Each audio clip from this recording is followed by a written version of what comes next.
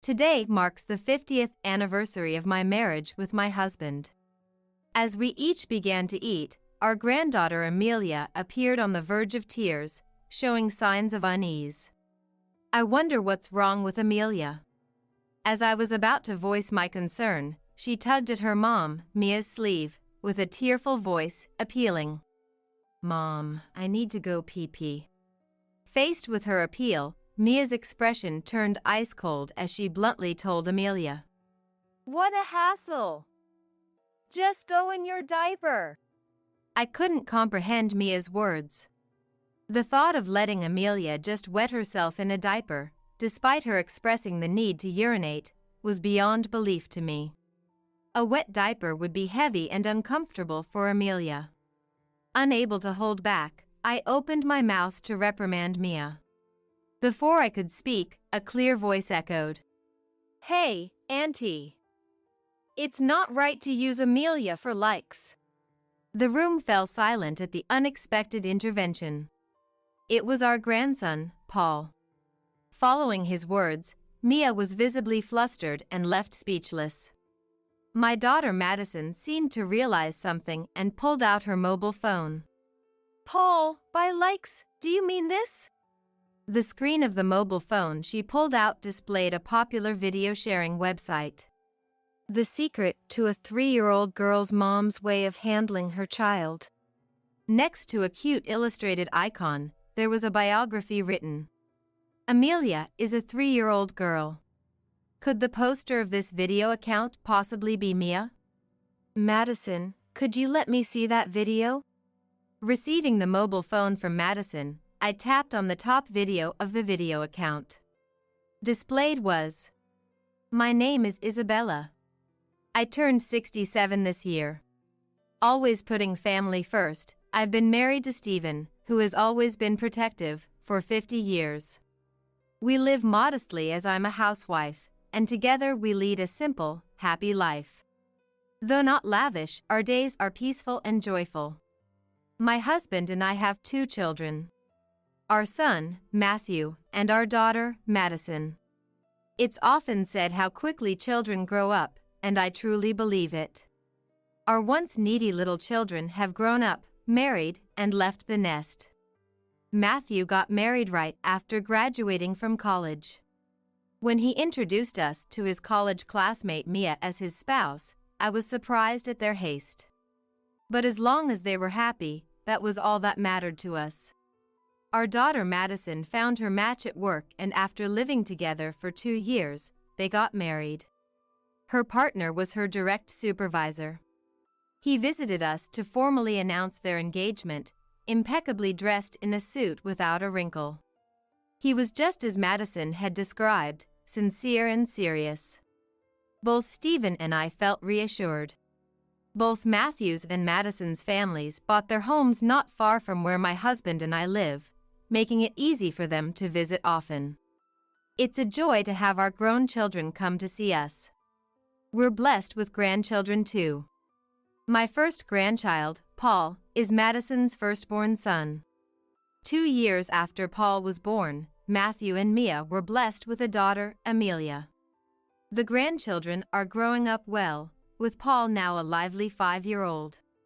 The last time he visited, he proudly showed off his new bag, excited for starting school next year.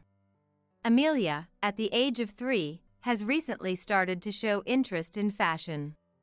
She's a well-behaved child for her age, with many friends at the childcare center, a kind soul. The grandchildren attend the same childcare center near my house, filled with memories from when Matthew and Madison were young. The childcare center filled with memories, once attended by both Matthew and Madison. Even though I felt a deep loneliness when our children left home, being able to see them and now their children so easily fills me with immense happiness. My joy comes from seeing my children and my adorable grandchildren. However, there's one thing that I can't help but worry about. It's how often Matthew's wife, Mia, drops off Amelia at our house. I'm truly happy to see Amelia. She's a 3-year-old granddaughter who's rapidly gaining knowledge, and I'm amazed at her growth every time I see her. But the frequency is just too much. After leaving Amelia with us, Mia would head out dressed extravagantly. Since Matthew works late, the care of Amelia falls mostly on my husband Stephen and me. Gradually, Mia started to rely on me for dropping off and picking up Amelia from the childcare center, sometimes not seeing Mia until it was almost the next day. "Grandma, where's Mom? Isn't she coming to pick me up yet?" Amelia would ask me with a sad face when Mia would come to pick her up. Amelia is still 3 years old. She must be in her prime time for seeking her mom's affection. Every time my adorable granddaughter made a sad face, it felt as if my heart was being squeezed tight. To leave such a small child like Amelia. What could Mia be doing after leaving Amelia with me? "Amelia, it's okay. Mom will come to pick you up soon." Every time Amelia looked sad, all I could do was hug her gently. On a cloudless, sunny Sunday. As usual, Mia brought Amelia over. "Good morning, Mom. I'm sorry to ask, but could you please take care of Amelia today too?" Mia, wearing a short skirt and carrying an expensive-looking bag. "Come on, hurry up," urged Mia. As Amelia walked over to me, she grabbed my hand with her small one. Without saying a word to Amelia, Mia just said to me, "I'll be back tonight," and hurried off. As Mia's figure shrank in the distance and eventually disappeared, Amelia looked down sadly. "Amelia, look, today's such a beautiful day. How about we go to the park together?" I suggested going to the park to lighten her spirits a bit. Her expression brightened. "Go to the park." I was glad to see my granddaughter smile. With that thought, I gently stroked Amelia's head. The park with a large elephant-shaped slide, Amelia's favorite, is about a 20-minute walk from our house. As we walked hand in hand to the park, someone called out to us. A woman around my age, Garcia, who has lived in the neighborhood for a long time. She approached me and Amelia and said something unbelievable. "Oh my, Isabella. Is this your granddaughter Amelia? Matthew really married a good woman, didn't he?" I couldn't understand her words. I can't think of Mia as a good wife. How could a mom who leaves her child every day to go out be considered a good wife? Stunned, I froze for a moment before asking, "Garcia, what do you mean by that?" "Mia, she's taking care of Amelia by herself since Matthew comes home late, right? She seems to be well educated and has money, so Amelia's future is secure." "Children shouldn't have to suffer because of money issues," Garcia said with a laugh. Strange. No matter how much I try, the Mia in my mind doesn't match the Mia in Garcia's. Trying not to show my confusion, I replied nonchalantly and continued to the park with Amelia. That night, after 8 p.m., Mia came. After playing a lot in the park and sliding down her favorite elephant slide 5 times, Amelia, tired from all the excitement, had fallen asleep. Carefully lifting the small body so as not to wake her, I handed her over to Mia's arms. As I was about to ask Mia what she has been doing by leaving Amelia with me. "Be careful. Amelia might wake up," she said hurriedly and left. Even after Mia and Amelia had gone, Garcia's words kept running through my head. Mia, the mom who's wealthy and well-educated. The Mia I know is always out after leaving Amelia with me, and considering she graduated from the same local, small college as Matthew, I couldn't see her as wealthy. That college is hardly famous. Matthew also complained the last time we met that he works late every day but hardly gets paid, and I've never seen any sign that they have financial leeway. He said their monthly income is about average. Moreover, Mia is a housewife and does not work. I couldn't imagine Matthew's family having a high household income. Isabella, what's wrong? You look troubled. Looking at me with concern. Stephen must have noticed something was off. After 50 years of marriage, we've shared and overcome everything together. I couldn't keep anything from him. I told Stephen about what Garcia had said. Stephen knew how sad Amelia felt being left with us by Mia every day.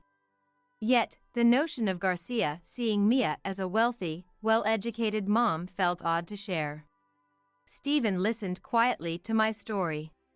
After hearing me out, Stephen seemed to ponder for a while before saying, "So, that happened." He then took out the mobile phone he recently learned to use from Madison and started making a call. I watched Stephen on the phone for a while. I couldn't hear the other end of the conversation well enough to understand what was being said.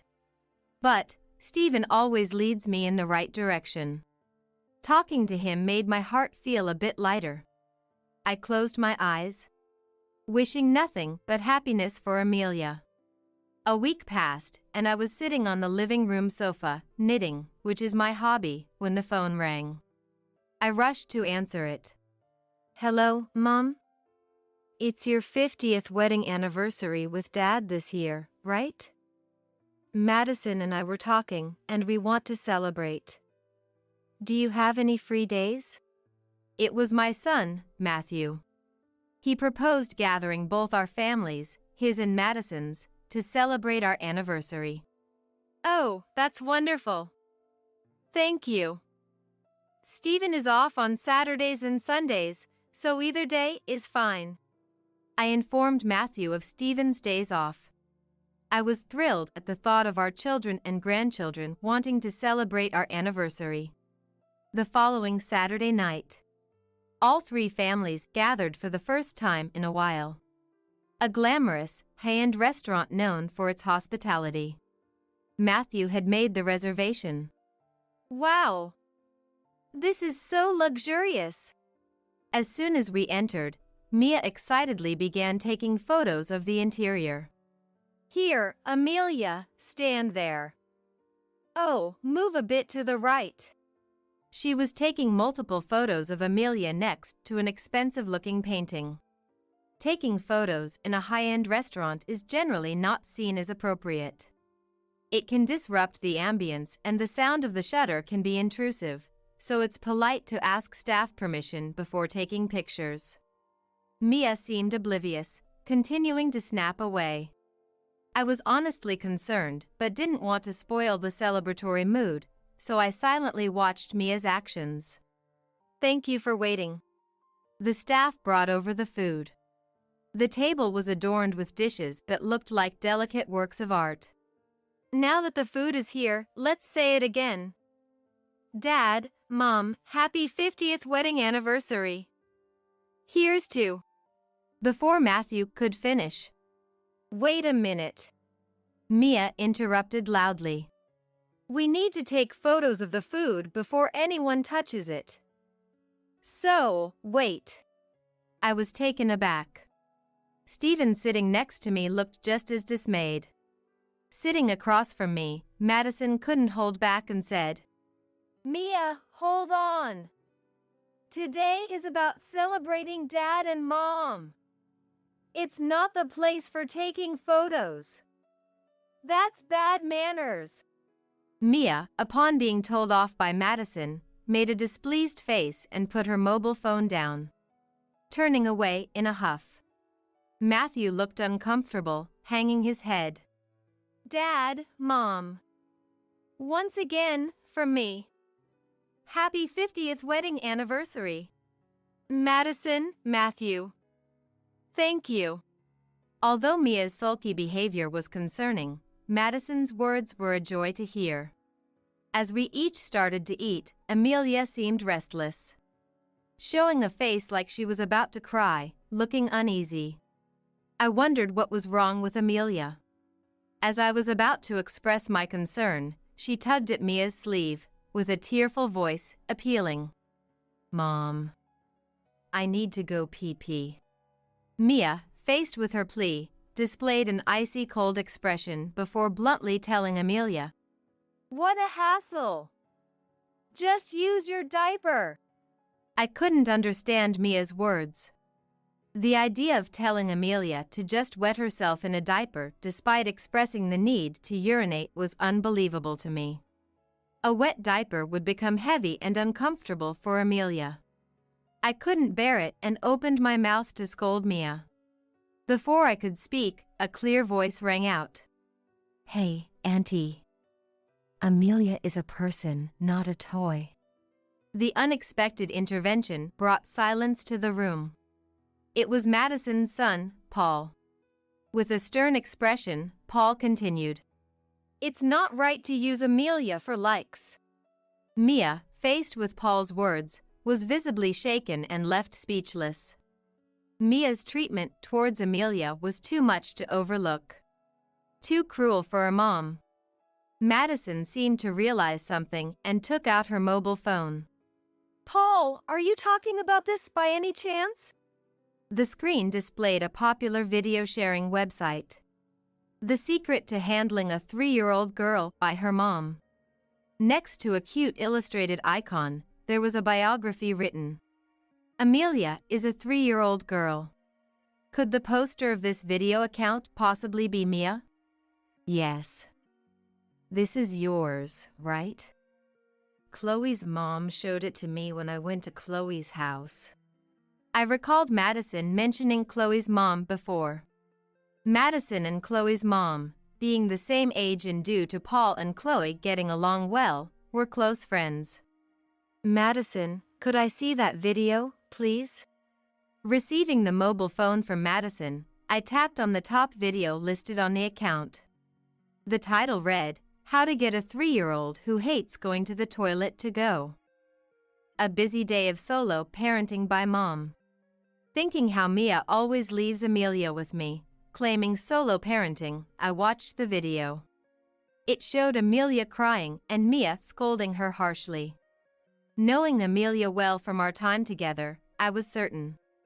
Though her face wasn't clearly shown, this was Amelia.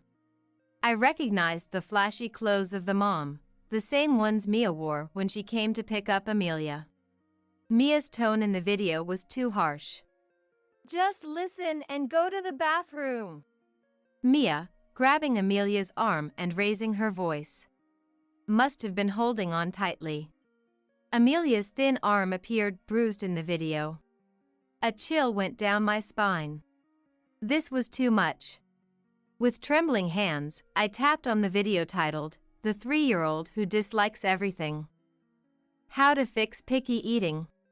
It played Mia forcibly stuffing carrots into Amelia's mouth, who complained they were too hard to eat. The video titled, "Sometimes Mom Needs a Break. How to Put Your Child to Sleep Alone," showed Mia locking a protesting Amelia in the bedroom to have a drink alone. Seeing the content, I couldn't believe this was discipline. I felt the blood drain from my face. "Mia, what is this supposed to mean?" I turned to Mia, holding back rising anger, and asked quietly. "That's not me. It's someone else entirely." Mia, with her eyes darting back and forth, rapidly insisted. Clearly, something was off. "That's Mia's video. The person in the video is her," Stephen stated firmly. "I heard from Isabella the other day. Garcia from the neighborhood said that Mia is a wealthy mom who takes care of Amelia alone while Matthew is away, and she's very dedicated to education." Hearing that made me very curious. So, I decided to check. The room fell silent as Stephen's voice echoed. Mia froze, her eyes wide open. Her body trembling slightly. I called Garcia to ask about Mia. "Mia, you asked Garcia to follow this account because you were the one posting, didn't you?" I remembered discussing with Stephen what I had heard from our neighbor Garcia. The person Stephen had been on the phone with that time was indeed Garcia. Madison, having listened to Stephen, looked startled and stood up. "I've heard that too." Mia was going around at the childcare center asking other kids' moms to follow her video account. You wanted to become a famous video creator and asked for their support, right? Recalling Paul's words that Chloe's mom had told him, I was surprised. Paul, Chloe, and Amelia all attend the same childcare center. It makes sense that Chloe's mom would have heard about Mia's video account. Madison's follow-up made Mia's face turn bright red as she shouted, "That's not true. I didn't ask anyone. I just said if they wanted to follow, I could tell them. I said I would tell you if you followed me." Mia's words echoed in my mind. I was convinced. So, that video account was indeed Mia's. Mia, you said earlier it wasn't you, but this is you, isn't it? I pointed to the video showing Mia scolding Amelia from behind. Mia seemed to realize she had slipped up, her face turning pale. Watching this, Paul murmured, "Getting angry and telling her to go to the toilet, or telling her to use a diaper based on how you feel. If you decide that way, Amelia would be troubled." Paul's confident words made Mia slump in defeat. Seeing this, Matthew stood up hastily, sitting down on the floor. His eyes firmly met ours. I didn't realize anything until Paul pointed it out. I've been staying late at work to increase our income, not understanding what was happening at home. Tears welled up in Matthew's eyes, his voice trembling. I didn't know Mia was constantly leaving Amelia with Mom and Dad, causing trouble and ruining a joyful occasion. I'm truly sorry to Amelia too. Matthew deeply apologized.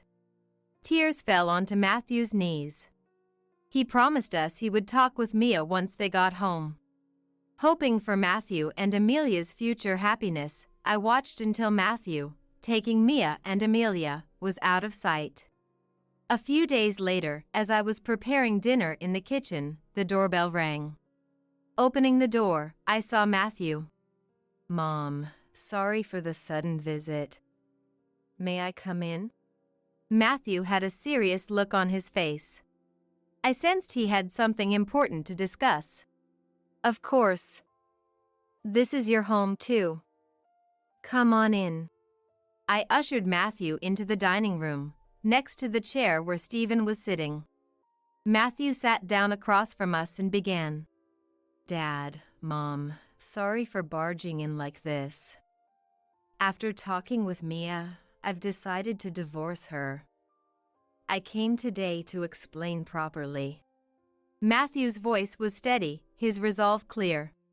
"I found out that Mia was habitually too harsh on Amelia. I confirmed it with Amelia. Moreover, she had accumulated a significant debt from consumer loans." I had a feeling about what Matthew was saying. That day when Mia's video account came to light, Stephen and I had reviewed Mia's video account together. Mia's posted videos mainly consisted of disciplining Amelia and showcasing high-end brand bags and clothing. The neighbor, Garcia, thought Mia was wealthy after seeing her videos featuring luxury brand bags. She hadn't watched the videos where Mia scolded Amelia, only glanced at the titles and mistakenly believed Mia was thoroughly educating her. The luxury items Mia showcased easily surpassed $10,000. I wondered how she could afford such expensive purchases. "Was that debt for buying the brand items Mia showcased in her videos?" Matthew nodded in response to my question. Mia had incurred debt to buy luxury items and feature them on her video account. The amount ballooned as she kept borrowing more to repay her debts. Matthew was unaware of the situation because Mia disposed of any collection notices before he could see them. Publicizing luxury brands and parenting videos attracted many views and attention. Mia felt superior by garnering attention, focusing only on what would shine the most. She avoided confronting the growing debt, choosing to escape reality by going out drinking, while leaving Amelia with me. After explaining, Matthew apologized to us. Dad, Mom. From now on, I'll prioritize Amelia over work. I'm truly sorry for the trouble I've caused. Matthew. He mentioned he discussed the divorce and custody of Amelia with Mia again and then left. A few days later, Matthew called. Mom, I'll be living with Amelia from now on. Matthew and Mia had disputed Amelia's custody and reached an agreement today. Despite Mia's claim to Amelia's custody, Amelia expressed her wish to stay with Matthew. When Matthew presented the excessive scolding and confirmed Amelia's preference, Mia couldn't argue, and they agreed that Matthew would retain custody. You could hear the happiness in Matthew's voice even through the phone. After the divorce, Mia's reputation quickly deteriorated and she left town. A year passed. Matthew sold the house and now lives with us and Amelia. Mia, reportedly living alone in a distant town's old apartment, is working hard to pay child support and her debts. On a cloudless, sunny Sunday noon, Madison and Paul visited. Hearing laughter from the yard while knitting on the sofa, I joined Stephen outside. Stephen, I heard such happy voices, I had to come. Amelia and Paul were joyfully playing ball, watched affectionately by Matthew and Madison. Stephen, I'm so glad. Seeing them happy like this makes me truly happy. Stephen squeezed my hand in agreement. Holding his hand back, we watched our children and grandchildren in the yard. I wished Mia had seen Amelia's smiling face instead of focusing solely on her video account's followers and views. Amelia's radiant smile shone brightly in the sunlight. We resolved to protect that smile from now on. Deep in my heart, I felt this strongly. A healthy baby boy is here. And I've finally become a grandma. When I called home after hearing about the birth of my eldest daughter Karen's first child, my eldest son William's wife, Ashley, excitedly said, Another 12 months would have been just fine too. Having the birth drag on that long would have been unusual. Anyway, I'm relieved both mother and child are healthy and there were no complications. Then Ashley said, Don't you feel reluctant to return home after living with your own daughter for a month? And it must be hard to part with your grandson too, right? That's true. Indeed, it's sad to be away from Karen, and it's tough to leave my grandson too. You might as well stay at Karen's place forever, Elizabeth. Maybe you don't have to come back here at all? Ashley, you sound like you don't want me to come back. Well, Elizabeth, during the month you were away, I truly enjoyed the freedom and I felt I was at peace. That makes it sound like I'm a nuisance to you.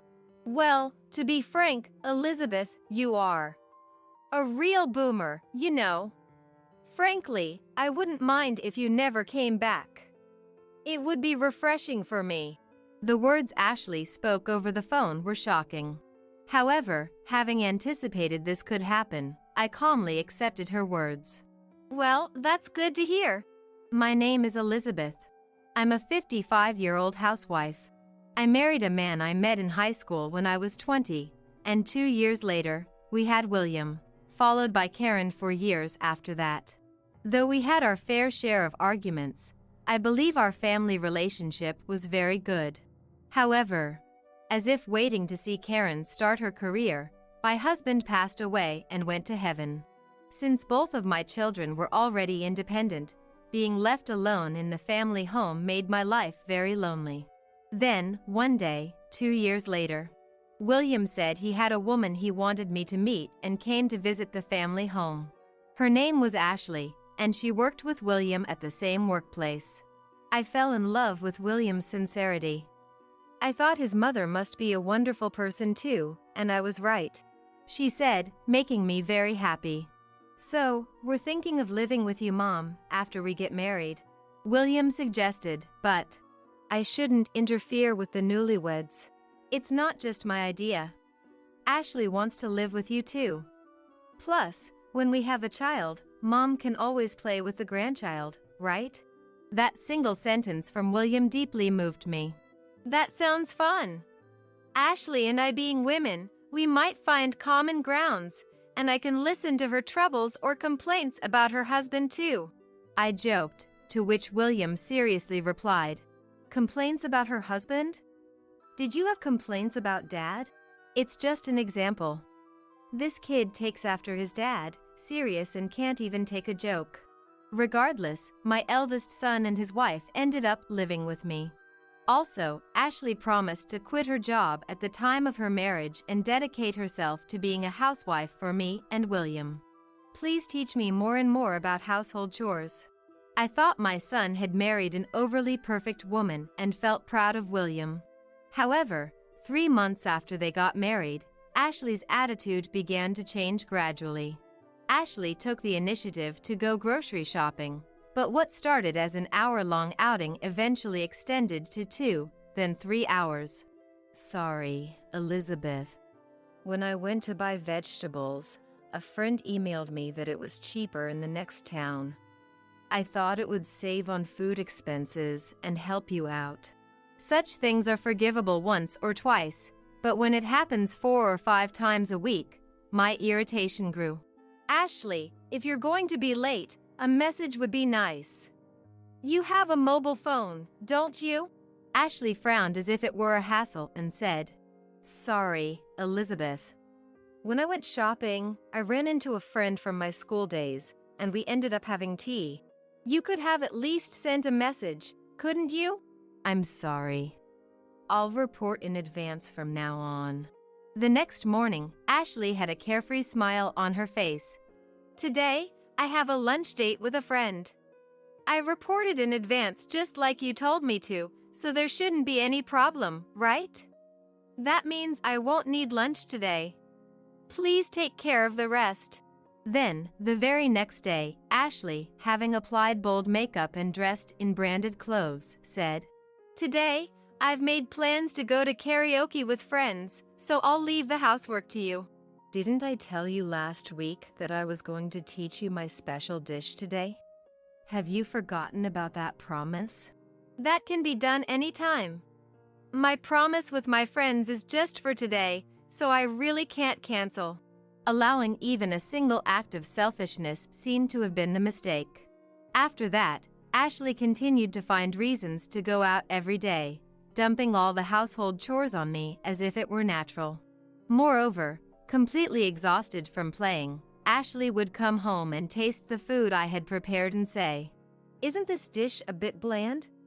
Young people like me prefer a bit more spice. This needs to be redone." She had the audacity to lecture me, as if she were in a position to do so. Then one day, "I want to come over to hang." I received a rare call from Karen. Maybe I should talk to her about it. I've avoided nagging Ashley to prevent worsening the problem, but that might be complicating things. I wondered what Karen, who is of Ashley's generation, would think of the situation. I thought her perspective could be enlightening. However, sitting on the sofa, Karen seemed hesitant to speak, frequently starting and then stopping. "What's wrong? It's not like you. If you have something to say, just say it." Then Karen, taking a deep breath with her eyes closed, said, "I'm thinking of getting married." Married, really? Congratulations. So, who is the person? He's a coworker, and we've been dating for 6 months. And, well, I'm pregnant with his child. Oh my, that's quite something. But no matter what, if you're happy, that's all that matters to me. Congratulations, Karen. Thank you. I was really scared coming here today, thinking you'd be against it. I'm so glad I did. Why would I be against my daughter's marriage? It's a bit unconventional to be pregnant before marriage by old standards, but I won't oppose your choice. I'm so glad to hear you say that. Karen must have been tormented by anxiety, as she began to cry tears of relief upon arriving here. Come on, you're going to be a mother. Be strong. I was so focused on encouraging Karen that the atmosphere no longer seemed right for discussing Ashley's issue. In the end, Karen left that day without me having mentioned anything about Ashley. I'm going to be a grandma too. I thought William would be first, but Karen has grown up before I knew it. While suppressing the urge to dance around, I checked my bank account. I hadn't spent much money since my husband passed away, but I thought I might splurge a bit for my daughter's baby shower. Oh? What's this? The moment I checked the account, I was confused by an unexpected situation. A significant amount of money had been withdrawn. Not just once or twice, but repeatedly over the last 3 months. What could this mean? Worried, I asked Ashley when she returned home from her outing. Do you have any idea about this? Ashley frowned and said, Elizabeth, are you suspecting me of withdrawing money from your account without permission? Of course, I'm not thinking that far. It's just that it happened in our household, so I thought if you knew anything, you could tell me. Then William came home from work. William, Elizabeth is suspecting me of withdrawing money from her bank account without permission. I'm not accusing you of stealing. I'm just puzzled about the sudden disappearance of the account's money. William looked carefully at the bank account information. Money has been withdrawn almost every week. Do you have any idea what this could be about? I have no idea. That's what's so unsettling. Then Ashley, with a mean smirk, said, Elizabeth, why don't you go to the hospital for a checkup? Maybe get tested for Alzheimer's or dementia. A test? Ashley, do you suspect I might have such a disease? It's not about suspicion. Not remembering withdrawing money from your account seems pretty serious, doesn't it?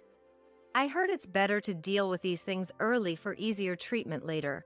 Ashley spoke as if she had already concluded I was suffering from dementia, but I didn't have the confidence to argue back. That's true. I certainly don't want to think Mom could have dementia, but early detection is crucial. Why not just take the test to be safe? I'll think about it. Don't forget to get tested. The wedding of Karen went by smoothly. Congratulations, Karen. Build a happy family. Thank you, Mom. But how about you? Are you okay? Karen had reason to be concerned. William seems busy with business trips, but why is Ashley, his wife, not at home either? When I came over for wedding planning or to talk about my pregnancy, Ashley was always out. I'm also wondering what she's up to.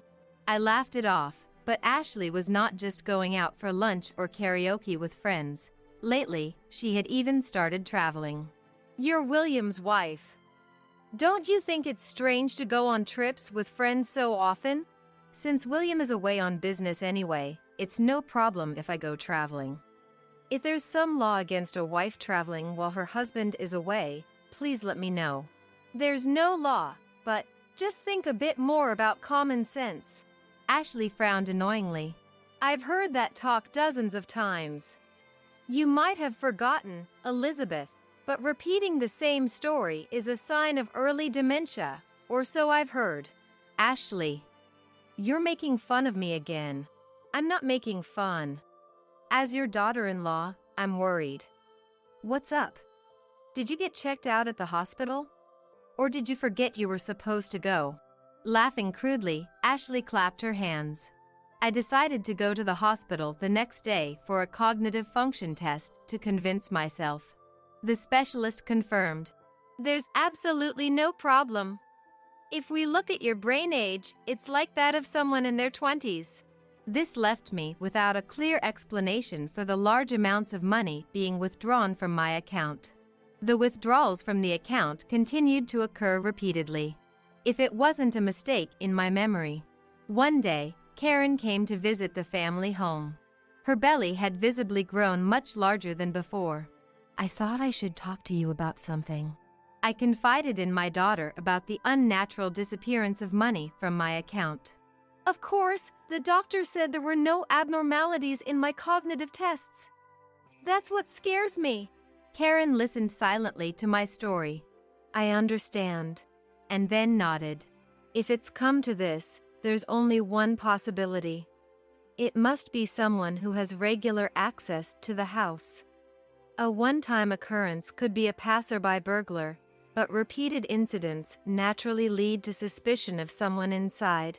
Karen then made a suggestion. Let's flush out the culprit. How do we do that? We'll intentionally leave the house empty to let the culprit get careless. We'll catch them in the act of reaching for the debit card, thinking no one is home. It's a straightforward plan. I wonder if it will really work. Fortunately, I'm about to give birth. So, Mom, you'll be helping me with the childbirth, which means leaving the house empty for a while. I see. That would make it a natural reason to be away. At the same time, we'll install a small security camera in the room with the closet. My husband knows a lot about this stuff, so let's have him do it.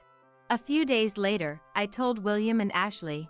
So, I'll be going to Karen's place for about a month to help out, leaving everything else in your care, Ashley. Mom, won't Ashley be lonely by herself? If I didn't have business trips, I could be there for her all the time, but... William showed concern for his wife, but Ashley herself said, Elizabeth, don't worry about us and take your time, even if it's for a month or two. I'm not going on a vacation. If the birth got delayed by 2 months, that would be serious. Thus, William and Ashley readily agreed to my leaving home for a month. A month passed, and Karen gave birth to a healthy baby boy. He's born. A healthy baby boy. I'm a grandma now. When I called home, Ashley replied excitedly. She could have stayed pregnant a bit longer. Like I said before, if the birth had been prolonged, wouldn't it be odd? Anyway, I'm relieved that both mother and child are healthy. Don't you feel reluctant to return home after staying with your daughter for a month? And it must be hard to part with your grandson too, right? Yes. Indeed, it's sad to be away from Karen and tough to leave my grandson. You might as well stay at Karen's place forever, Elizabeth. Maybe you don't have to come back here at all?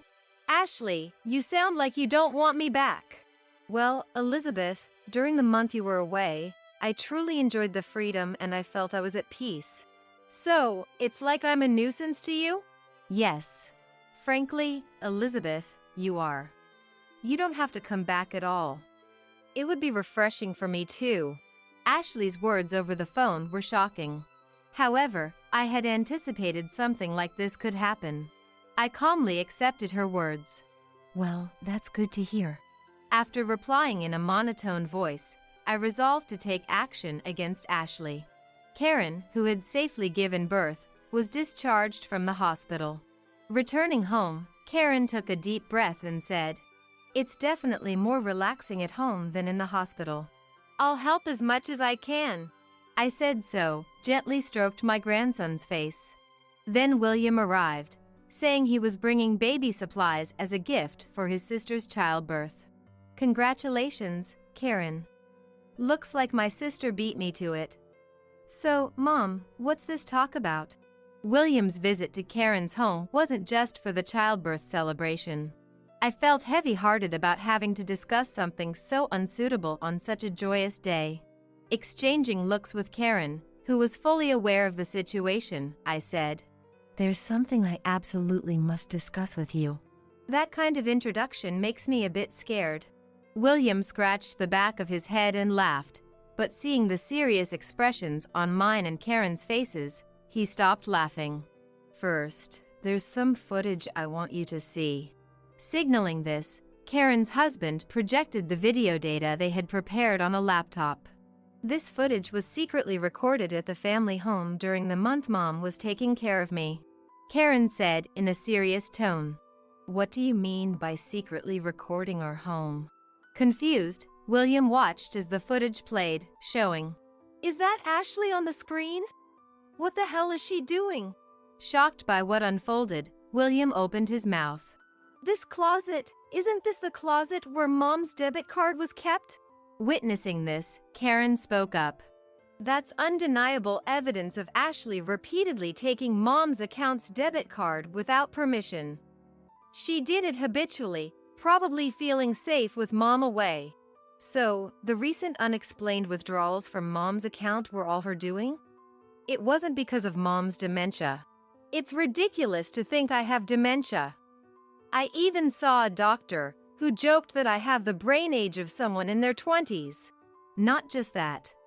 Suspecting Ashley might have taken more than just from Mom's bank account, we decided to install cameras throughout the house, just in case. As Karen said this, her husband displayed footage from the living room. What's this? Why is she letting a man other than me into our home?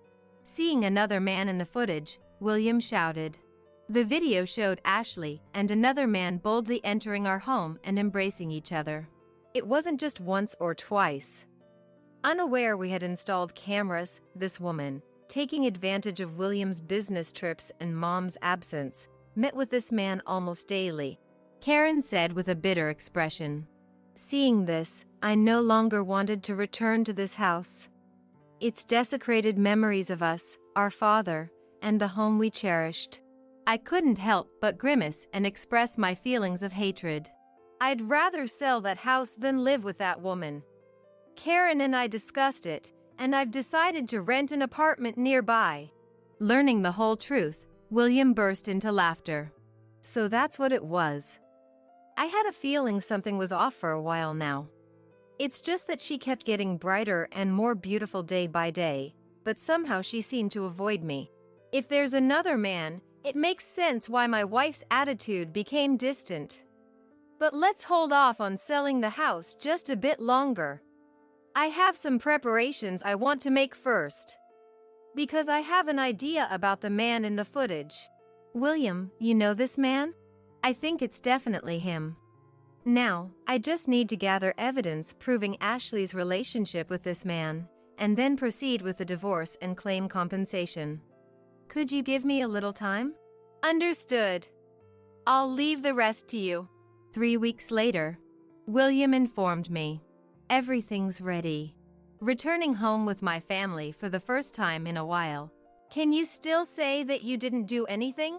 They confronted Ashley with the pieces of evidence. Not only did you bring another man into the house besides stealing from my bank account, but I will also have you return every penny you stole. Of course, I will also file for divorce and claim compensation for the affair. I'm speechless to find out you're still involved with your ex-boyfriend, Steven. Ashley showed no sign of disturbance or guilt. So it finally came out. She reacted as if merely caught in a prank. The only reason I married someone like you was for the salary and because this house was in a fancy neighborhood. That's all there was to it. All this time, you've been deceiving me and Mom? What other benefits were there? My true love has always been Steven. I am a woman of fidelity. I would use even you and your mother to be happy with Steven. You were planning to marry Steven? When I asked with a heavy heart, Ashley matter-of-factly said, after you pass away, the inheritance goes to William, right? Then I planned to divorce under various pretenses, so half of the property would become mine. After that, I intended to marry Steven. I understand your true intentions now. I no longer wish to live in such a tainted house. I've decided to let go of this house and rent an apartment elsewhere. Following my declaration, William also said, I too will divorce you and leave this house. I'll rent an apartment somewhere and start my life over. Do as you like.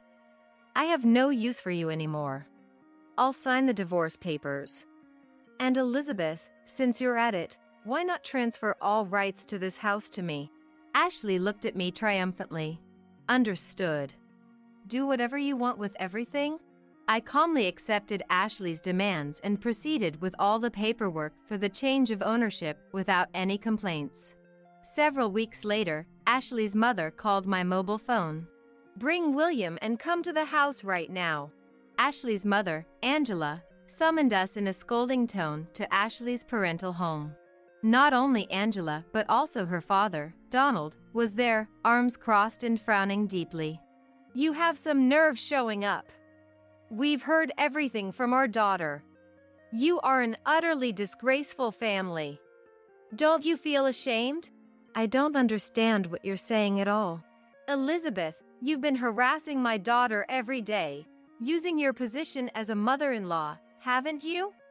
She says just thinking about it makes her feel sick and cry. This was unexpected for me. William, I also heard you've been having an affair with a girl from work and not giving Ashley any living expenses. The whole family lacks common sense. On top of that, you're pushing all the property and utility bills onto Ashley. It seemed Ashley had deceived her parents with convenient lies. If that's the case, please look through these documents first.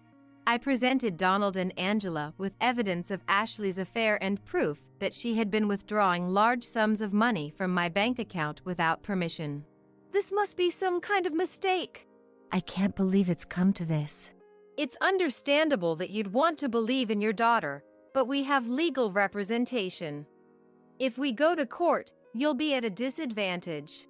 It seems you're not aware that Ashley and I have divorced.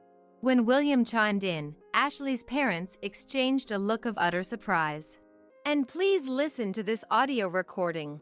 I then played a recording of Ashley insisting on transferring the house rights to her, in front of her parents. Their expressions turned visibly pale, evoking pity from those watching.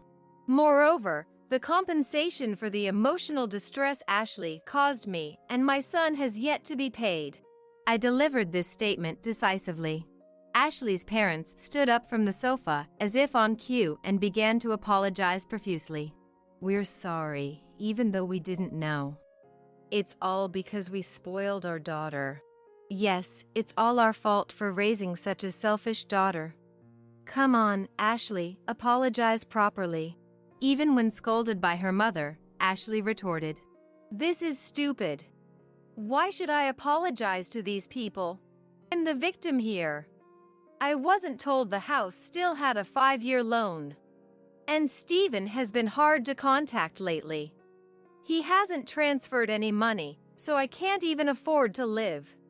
Why can't I reach him? Ashley, struggling with living expenses and deceiving your own parents. But you thought you'd get through this by being cunning, didn't you? That's right. I thought if I cried to my parents, they would take my side and sort everything out. For that, I had to have you and the others out to be the bad guys. We're truly sorry. Our daughter has caused trouble from start to finish. We will make sure she transfers the compensation. Donald apologized repeatedly. Later, as promised, money was transferred from Ashley, but it was forcibly done by her parents, and I could somewhat imagine Ashley sulking about it.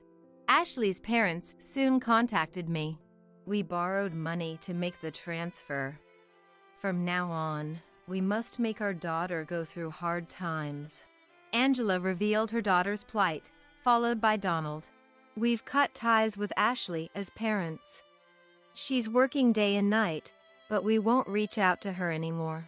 Months later, as William began to enjoy living alone with his emotional wounds healed and his life becoming more comfortable, Ashley suddenly visited his apartment. Listen, William. Stephen had a wife.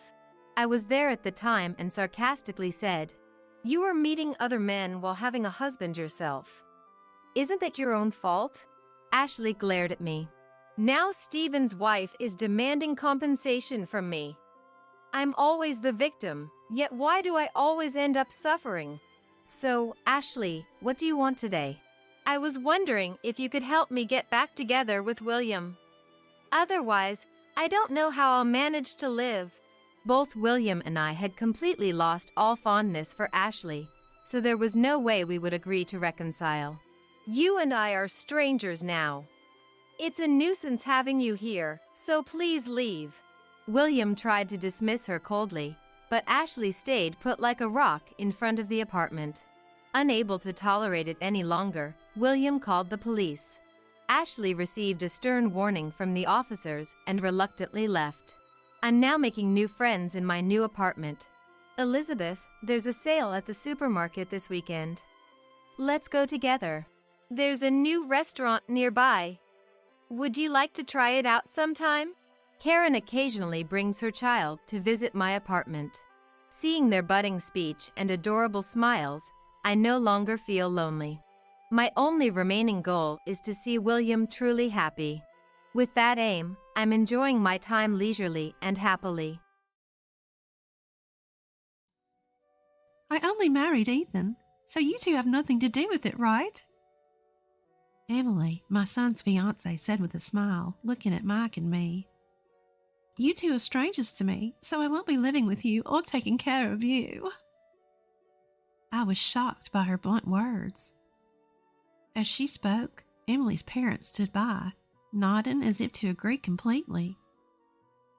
Emily is our precious daughter, and we've raised her with care. We can't allow her to take care of someone else's family, Emily's mother said in a sharp-tongued tone. Though I was taken aback, I answered politely, I understand. Mike and I hadn't thought for a second that we need Emily to take care of us. Yet I thought there was no need for her to say it that way. Moreover, who repeats strangers during a family introduction? I felt a little uneasy, but what Emily's true character revealed at that moment was just the beginning. My name is Michelle, and I'm 71 years old this year. My family includes my husband Mike, who is a year older at 72, and my son Ethan, who turns 42 this year. Ethan, perhaps because he's an only child, has a gentle and relaxed personality. After graduating from Science Graduate School, he works in research at a major manufacturer. After getting a job, he started living alone comfortably in a condominium near his company. Judging by the rather upscale condominium, it seems he's earning a decent salary. I'm not worried about that, but as a parent, I also hope he finds someone nice to settle down with. Of course, it's Ethan's choice, and I can't force him. That's when it happened. Ethan casually came home and reported, a little shyly, Actually, I'm dating someone right now. I'm thinking of getting married. I want to introduce her soon. Mike and I were surprised, as he had never shown any interest in women before.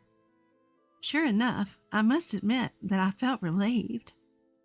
Well, isn't that wonderful? I said. These days, the number of single people is increasing, but if you found a good person, nothing could be better. So what's this person like? Mike and I eagerly asked Ethan. We'll be having a family introduction with her parents soon, so I'll introduce you to her then. Ethan said with a smile. Our conversation was livelier than ever with Ethan. That sounds exciting, I said nonchalantly, letting my imagination wander about who this person might be, without knowing the kind of person Ethan's partner would turn out to be. Eventually, the day of the meet and greet arrived. The location was chosen by the other parents, and it was to be an upscale fine dining restaurant. We, who weren't accustomed to such formal places, were very nervous on that day. Finally, Ethan's girlfriend and her parents arrived. Her name was Emily, 32 years old, 10 years younger than Ethan. With her charming demeanor, shiny hair, and what looked like expensive clothing, she made an impression. I'm Emily Thompson. Nice to meet you, Emily greeted crisply. Her parents, too, were dressed in high-end clothing, which made me think she must come from a well-to-do family. As it turned out, her parents run a company, and Emily works there as well. Ethan and Emily met through a mutual acquaintance, it seemed. Soon the food was served, and we talked about the wedding and other things as the family introduction went smoothly. I was thinking to myself how wonderful it was that Ethan had found a good person when something happened. Oh, but these formal meetups are so stuffy, don't you think? I told them I didn't think it was necessary. Emily suddenly said, her voice shifting. I tilted my head, confused for a moment. I just married Ethan, so you two are not related to me. Emily continued, smiling at Mike and me. You two are strangers to me, so I won't be living with you or taking care of you. I was shocked by Emily's sudden words. Emily's parents seemed to agree, nodding their heads. Emily is our precious daughter, and we can't have her taking care of someone else's family," Emily's mother declared firmly. Feeling shaken, but maintaining composure, I responded carefully. "I understand. Just to be clear, we haven't discussed living together or anything like that. We don't plan on it. And we have savings for our care, so we're considering using a facility in the future. I don't think Ethan or Emily will be burdened with anything." "Oh, that's good to hear. I could never change someone else's diapers or anything like that," Emily said, her face beaming. Mike and I were at a loss for words, exchanging glances. Certainly the issue of living together and caregiving can be burdensome for young people. We had already discussed that we didn't intend to rely on Ethan in the future and planned to enter a caregiving facility. Even though Emily and her parents didn't know this, I was internally frustrated by her intentionally tactless way of speaking. And after the family introduction was over on our way home, Ethan came running up to us panicked. "Mom, Dad, I'm sorry about what Emily said earlier. I think she was just nervous. Maybe she said too much because of that." Ethan tried to cover for her, but all I could say was, "Well, it's fine. But she's a very frank child, isn't she?" We had our thoughts, but Mike and I understood that people nowadays are more likely to express their opinions clearly. However, Emily's words and actions seemed to escalate from there. It appears that Ethan and Emily decided to move forward with the preparations for the wedding. I talked to Ethan on the phone briefly, and he told me that the venue was in Emily's hometown, and the dates were all set according to Emily's convenience. None of Ethan's wishes seemed to have been fulfilled. Mike, having a bit of trouble with his legs, had suggested, "Wouldn't it be better to have an accessible venue?" But it seems he was overridden by the desire for a venue with beautiful decor. "Are you okay with that?" I couldn't help but ask, concerned. "It can't be helped. The wedding is mainly about the woman. Sorry to Daddy, though." While that was indeed true, I became a little worried as Ethan's wishes were being entirely ignored. "I need to prepare for the ceremony now. I'm busy, so I'm going to hang up." As Ethan was about to end the call, I asked hurriedly, "You're busy, but Emily is helping, right?" Emily is busy attending bridal beauty treatments, so I'm in charge of the details." "I see." I had thought not to interfere in their affairs, but something seemed off. Since they said they'd come to our house on their next day off to discuss the wedding, I thought about taking the opportunity to talk to Emily a little. I don't intend to be nagging or intrusive, but since Emily is marrying my son, I thought that if I could get to know her better, I might see her good side. And so the weekend arrived. As planned, the two of them came over to our house. After chatting for a while, Ethan and Mike went out to the porch to smoke, leaving the room. Only Emily and I were left in the living room. I thought this was a good opportunity, so I spoke to Emily with a smile. "Emily, Ethan really loves hamburgers. I think he'd be delighted if you made them for him once in a while, or maybe you've already done that." When I said that, Emily opened her mouth seemingly uninterested. Is that so? I hate cooking, so I won't make it, you know. It's messy, and my parents told me I don't have to do such a thing. I prefer to eat at nice restaurants, and I don't like hamburgers, so I'd rather have pasta every day." I was stunned by her response for a moment. What was this woman talking about? "Well, Emily, you're working too, so cooking every day must be hard, so it's good to eat out once in a while." I finally managed to say that, but Emily continued. "That's what I'm saying. I'm not going to cook at all. I don't want to do anything so bothersome. Haha. And don't worry, I plan to hire a housekeeper for all the other chores. I mean, I'm going to quit my job once we're married." What? I was starting to lose comprehension. I felt a headache coming on. If you're quitting your job and not doing household chores, how will you pay that housekeeper? Emily said smugly. Of course, Ethan will be paying for that. Haha, I'll be busy hanging out with the friends. But taking piano lessons is part of my hobbies. I don't have time for work or housework. That's why Ethan needs to earn more. To be honest, his salary is a little less than I thought. I feel like he's not trying hard enough. I want to tell him to work harder. I was at a loss for words and looked down silent. As I was doing so, Ethan and Mike returned, and the conversation was interrupted. After seeing Ethan and Emily off at the front door, I stood there filled with frustration and confusion. I knew Emily was an honest person, but would she really say all that? Or was Emily just using Ethan? Doubts rapidly spread in my mind. Mike, noticing my expression, asked me what had happened. I told him everything. Mike seemed to have the same thoughts. I thought it was odd when we met at that upscale fine dining restaurant, but saying all that, is Ethan okay? I talked to Ethan, but it seems like Emily has managed to convince him. I don't think anything we say will help. Yeah, I guess so. So we have to have Emily tell us the truth herself. What? I let a smile cross my face. A few days later, I was asked to accompany Emily to her dress fitting. Ethan had said that he couldn't go because of work, so I was called at the last minute. When I appeared, Emily predictably looked displeased. Ugh, why are you coming? Where's Ethan? Ethan got called into work. I answered, and Emily turned away, saying, That's so boring. I was already dumbfounded by Emily's childish attitude. Regaining my composure, I calmly watched Emily as she changed into various dresses. Emily was with Emily's mother, and they were exchanging opinions back and forth. Mom, what do you think of this dress design? I think the previous one was better. You're right. The shoulder line isn't quite right.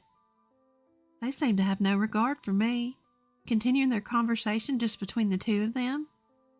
Even when I tried to engage them in conversation, they answered curtly.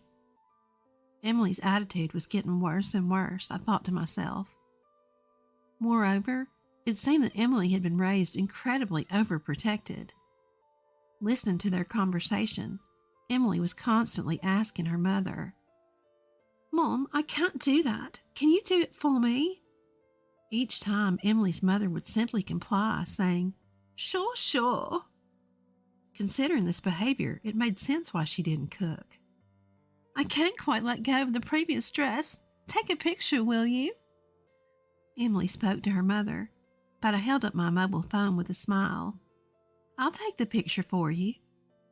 Really, Auntie? Do you even know how to use a mobile phone? Make sure to send it to my mobile phone once you're done. Emily was consistently sharp-tongued. I took a few pictures and then sent them to Emily. At that moment, a staff member in charge of the dresses approached me, so I set my mobile phone on the table. Are you the mother-in-law? This dress is now available at a more affordable price. The staff member quickly started pitching to me. I responded vaguely and brushed it off, but Emily and Emily's mother, thinking I was focused on the conversation with the staff, started talking freely.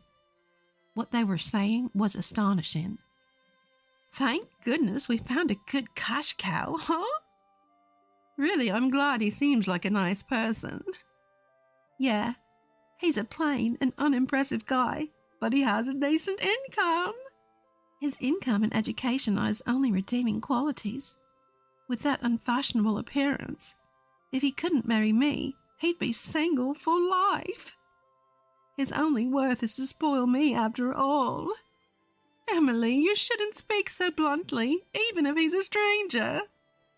I say it because he is a stranger. That old lady was showing off too, saying she doesn't need care because she has money. She must be hoarding quite a bit.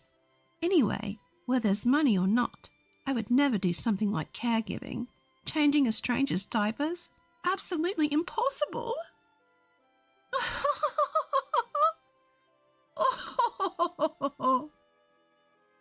As Emily laughed saying that, Emily's mother also started laughing. Being spoken about so openly, I felt more astonished than angry. Emily indeed showed her terrible true nature. I ended the conversation with the staff and turned back to Emily and her mother. I have plans for today, so I'll be heading home. Is that so? Thanks anyway. Emily responded indifferently, not even looking at me.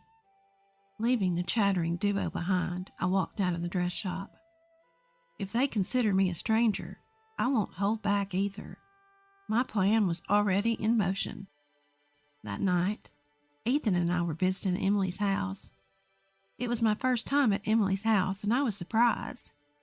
I had heard that Emily's house was a fairly large single-family home, and indeed it was spacious, but it was completely neglected.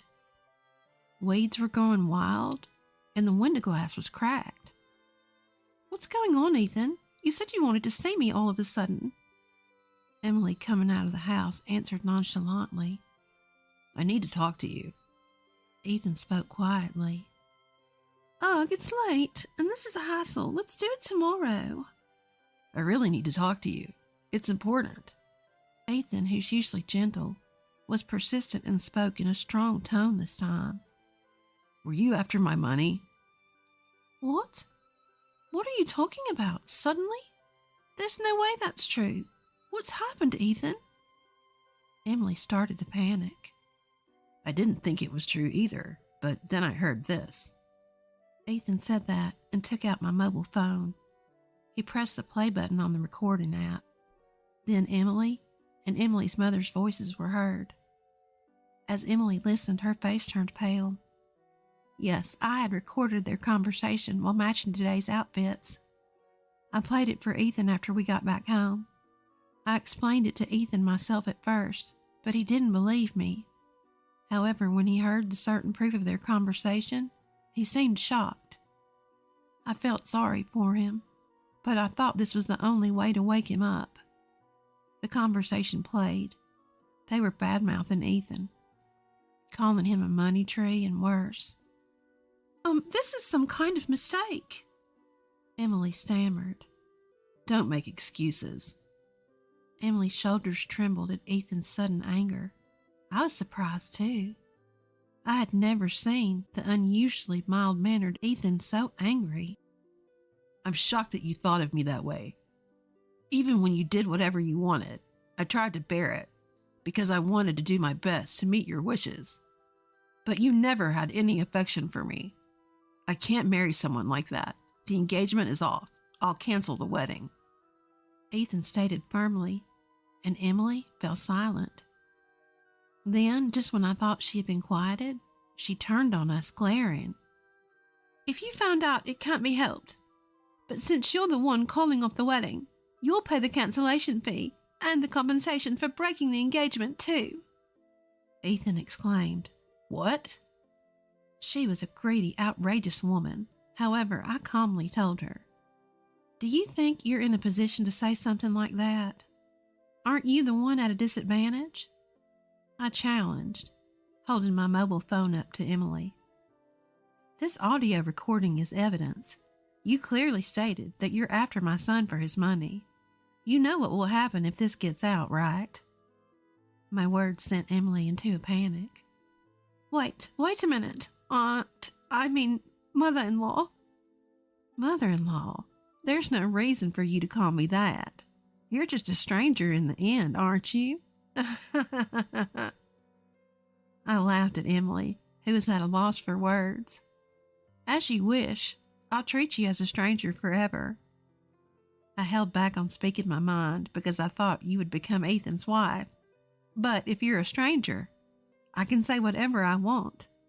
You're a money-hungry, useless woman. Ethan deserves better than someone like you. Emily's face turned bright red, whether from anger or embarrassment, and she trembled violently. Eventually, sensing something was amiss from our exchange, Emily's parents hurried over to us. What's going on here? I responded with a smile to Emily's mother, who asked with a composed face. This marriage is off. It seems your daughter was referring to my son as a cash cow. We'll be billing you for the compensation for the broken engagement and the cancellation fee for the venue." Emily's parents turned pale at my words and began to stammer excuses. But I had said all I needed to say, and we had no more business in this house. "Let's go," I urged Ethan, preparing to leave Emily's house. But before we left, I turned back to her parents and added one more thing. "Oh, by the way, it seems you've been neglecting the care of your home. It's unbearable to look at. Perhaps you should focus on that instead of expensive clothing." With those final words, Emily and her parents were left speechless. Without looking back, we briskly left Emily's house behind. After that, Ethan and I quickly sought legal representation and demanded compensation from Emily's family. It was for the compensation of the broken engagement and the cancellation fee for the wedding venue. In such cases, disputes often arise, hinging on he said, she said. But thanks to the recorded evidence, the process went smoothly. We won the case, and Emily's family was burdened with debt. Later on, we heard that Emily's parents' company had already gone bankrupt. They used to be wealthy, living in a large house with a housekeeper and enjoying a carefree lifestyle. But a few years ago, with the economy taking a downturn, her father's company went under. They had been struggling financially, as could be seen from the condition of their dilapidated house. Yet Emily's family couldn't give up their flashy lifestyle. Even after going bankrupt, they kept up appearances, pretending to run a business, and never stopped wearing expensive items. Emily seemed to have hardly worked at all. After her parents' company went under, working outside the home was never an option for her. She tirelessly sought someone who could lavish her with luxuries on her parents' behalf, running around introducing herself to various people in search of a partner. She claimed to be a company president and played the part of a refined lady with her whole family. But her true nature was seen through by Ethan, her finally found partner, and the engagement was called off.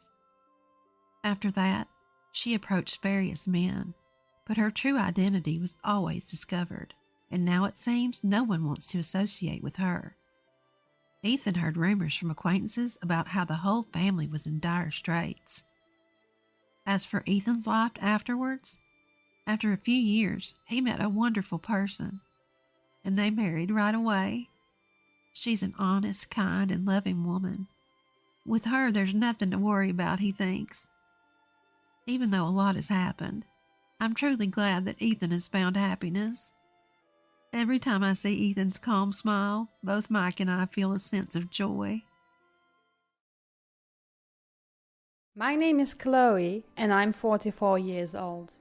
I'm about to share a pivotal, rather dramatic moment in my life, and I'd like you to listen in.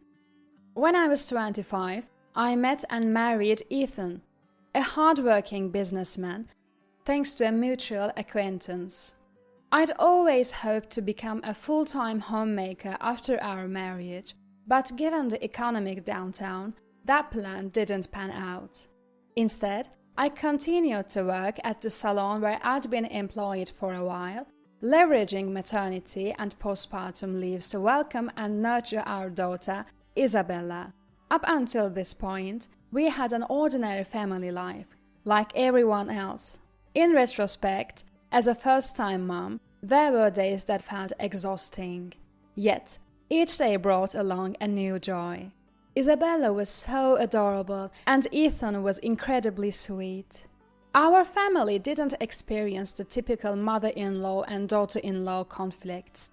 On the contrary, my in-laws showered Isabella with so much love and even helped us with her upbringing. So, I don't recall ever feeling overwhelmed. Surrounded by kind people, I thought we were living a calm and peaceful life. By the time Isabella turned 10, Ethan and I had become a pretty solid, well-settled couple. The lovey-dovey phase was fading, but that didn't worry me. Let's admit it, I saw it as natural evolution of our relationship, something every couple goes through. Ethan, ever the kind-hearted man, would pick me up from work whenever our schedules aligned. So, the thought of our love cooling off never crossed my mind. There was no room for anxiety, until one unexpected day. Ethan was off work, so I borrowed our car for a shopping run. As I slid into the driver's seat and adjusted the side mirror to suit my view, something glittery at my feet caught my attention. Picking it up, I realized it was a dangly earring.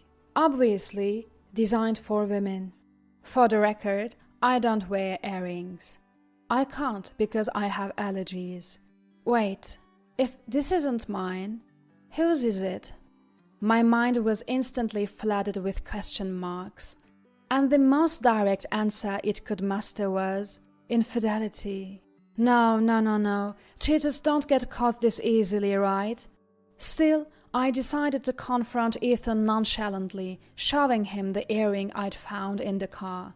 He looked startled for a moment. Then he quickly recovered, saying, oh yes, I gave one of my colleagues a ride the other day. It must be hers. What's the reaction now? But did he just almost say mine? No way, right? I was unsure whether to press further. I had a nagging feeling of unease, but part of me wanted to erase my unwelcome thoughts. Most importantly, Isabella was with us. I didn't want to risk a confrontation that could potentially confirm Ethan's infidelity and hurt our daughter. So, I chose to let it slide for the time being. A few days later, on a particularly stormy night, Ethan had to attend a business dinner. He called to let me know he probably wouldn't make it home. In this weather, are you sure you'll be okay? Don't catch a cold. I couldn't help but express my concern. Ethan is prone to catching colds, so I knew it must be an important event to drag him out on a night like this. Yeah, I'll be fine. Thanks. But just as he finished, a shrill, sweet voice echoed from the other end of the phone. Ethan, are you still on the phone? I couldn't help but ask again. Huh? No, I told you I'm on a call. Ethan tries to justify himself while stopping me. What just happened there? You got called by your first name? Well, it's one of our clients. You know how bosses love to call you by your first name. You know what I mean? That sounds like an excuse to me. I do have a manager at another store who calls out to me, "Hey Chloe." I guess there are a good number of bosses who prefer to use first names regardless of gender. But there's something off about the tone of his voice that makes me suspicious. I mutter, without realizing. Perhaps, scared of being questioned further, Ethan quickly hangs up the call. I'm off for an entertaining night with clients. Gotta go. The last time, I found a piece of jewelry that wasn't mine. This time, the smell of infidelity seems to be getting stronger. I'm not saying it doesn't hurt, but without any solid evidence, I don't truly feel like he's cheating on me. All I feel is a formless, nagging doubt growing within me. The next morning, Ethan returns home and starts talking about his difficult night, even though I didn't ask. But if you listen closely, he keeps repeating words like forceful, already settled, and wanted to go home early. The common theme seems to be that he didn't really want to go in the first place. That just makes it all the more suspicious. So, you're not cheating on me, right? Just kidding. I was about to follow up with a laugh and say, just kidding, of course you're not. But then I saw Ethan's face and fell silent.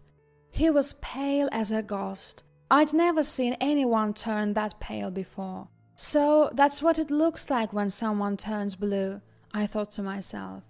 No, of course not. There's no way I would ever do something like that.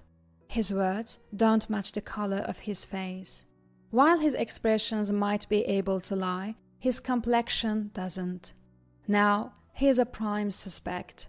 What an awful joke I've made. I screwed up. Trying to hide the tears welling up in my eyes, I turned my back on Ethan. "Come on, go take a bath. It's your day off. You should take it easy." I left the room with my best attempt at a cheery voice. Then I cried alone. His bed lying made the whole thing seem unreal until now. I kept thinking, there's no concrete evidence anyway, but the suspicion is very real. There's still no evidence, nothing has really changed, but his reaction, there's no mistaking it. You don't even need intuition to see it. What am I supposed to do from here? Should I find evidence and file for divorce? What about our daughter, Isabella? Can I raise her alone? I still love Ethan after everything. I couldn't make up my mind, so I decided to think more about what I really want. And so, with no answer in sight, Isabella started her summer break. I thought it would be just like any other summer, but it wasn't. Ethan kept insisting on taking Isabella to his parents' house. He usually doesn't want to go because it's a hassle, and since it's just in the next town, we can go anytime. And during summer break, I'm usually busy with work. When we visit his parents, we usually stay for a few days. Even though they are close by, the time Isabella can spend with her grandparents is limited. But I can't take consecutive days off during this period. Does he know that and still ask anyway? As I ponder it, I remembered that this summer was different from all the rest. Right, Ethan is having an affair. Could he possibly be using the trip home as an excuse to do something? If I'm lucky, could I obtain evidence of his affair? With these thoughts in mind, and feeling that I couldn't decide my course of action without proof, I allowed Isabella and Ethan to make the trip home together.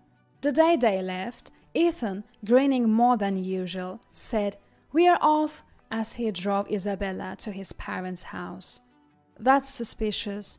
He usually seems so much more bothered.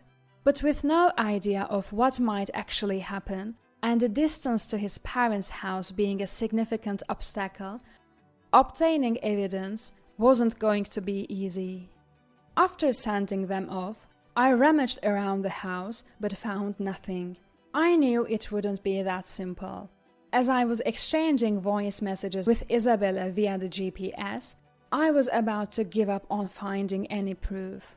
The next day, after searching all night for evidence and not finding any, I went to work with a tired face from the lack of sleep.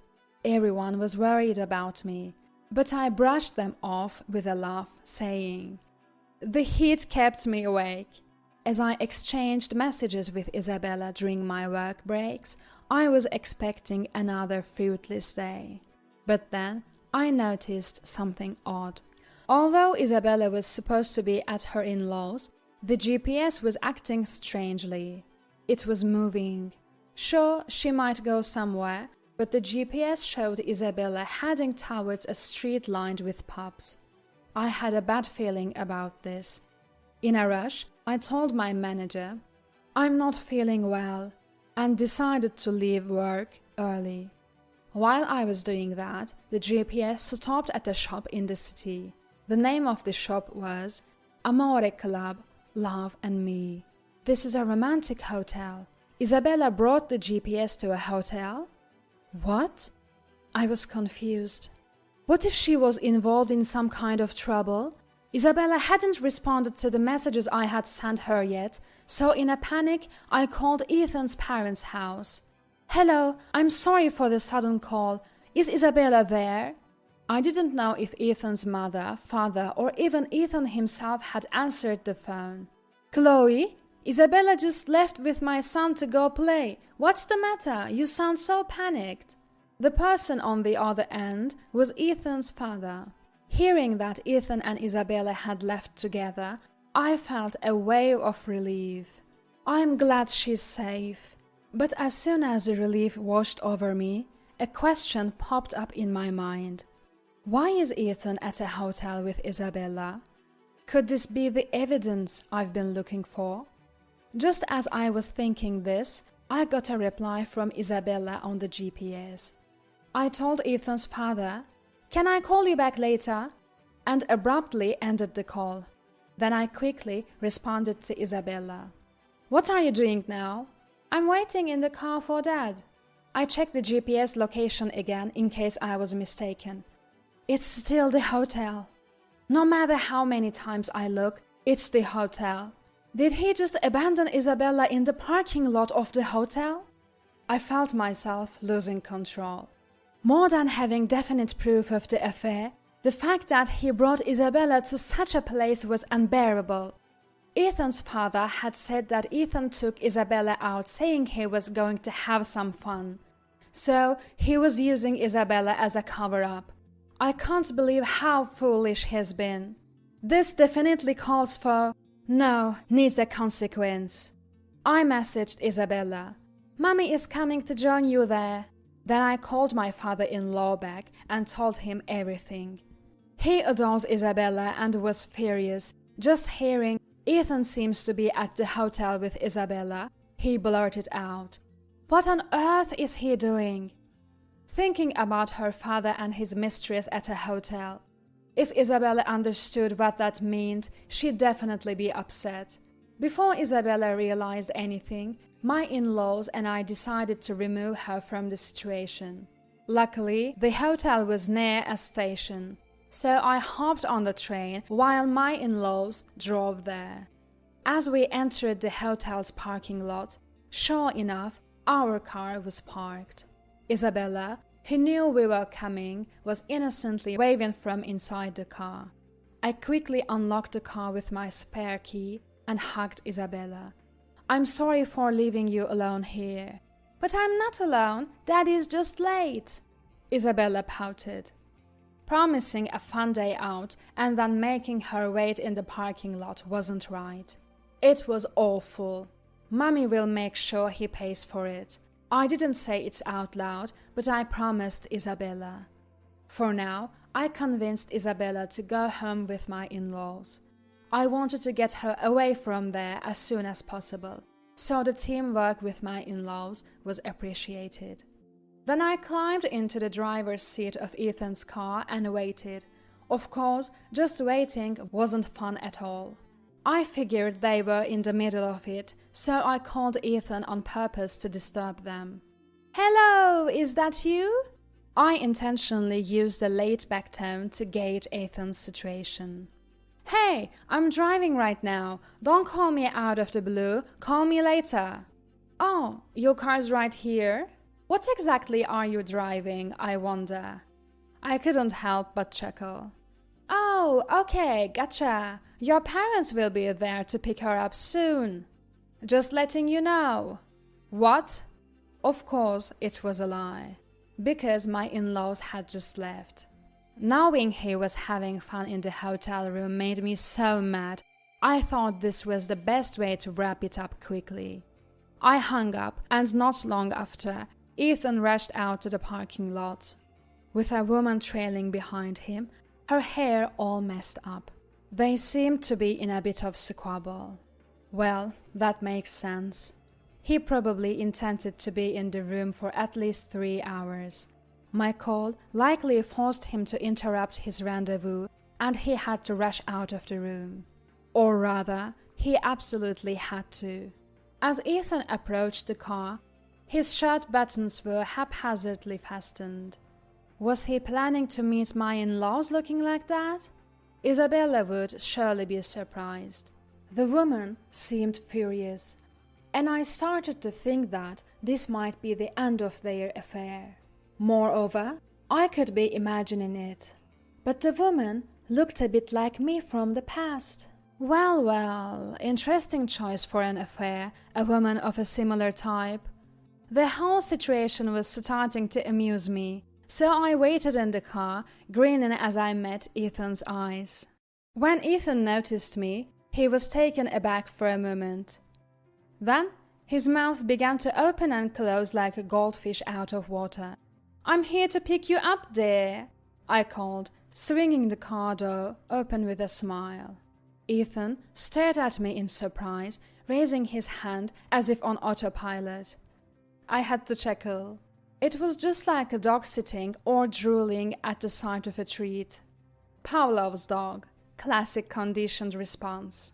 The woman next to him turned from furious red to terrified pale and scurried off. Poor thing, left all alone, I thought. Why, huh? What? Wait! Ethan stammered, pointing at me and repeating his surprise. I didn't respond, simply returning his shock with a smile. He remained frozen even when I started the car. No objections then. Well, you can walk home then, I'm going ahead, I declared and drove off. A guy who abandons Isabella in the parking lot deserves the same. Serves you right. Think about what you've done.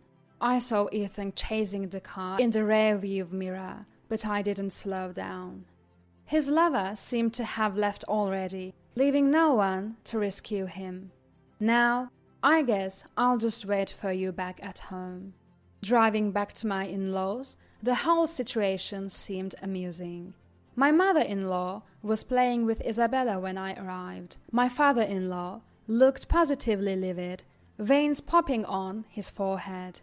This place is hell, I thought as Ethan finally trudged home.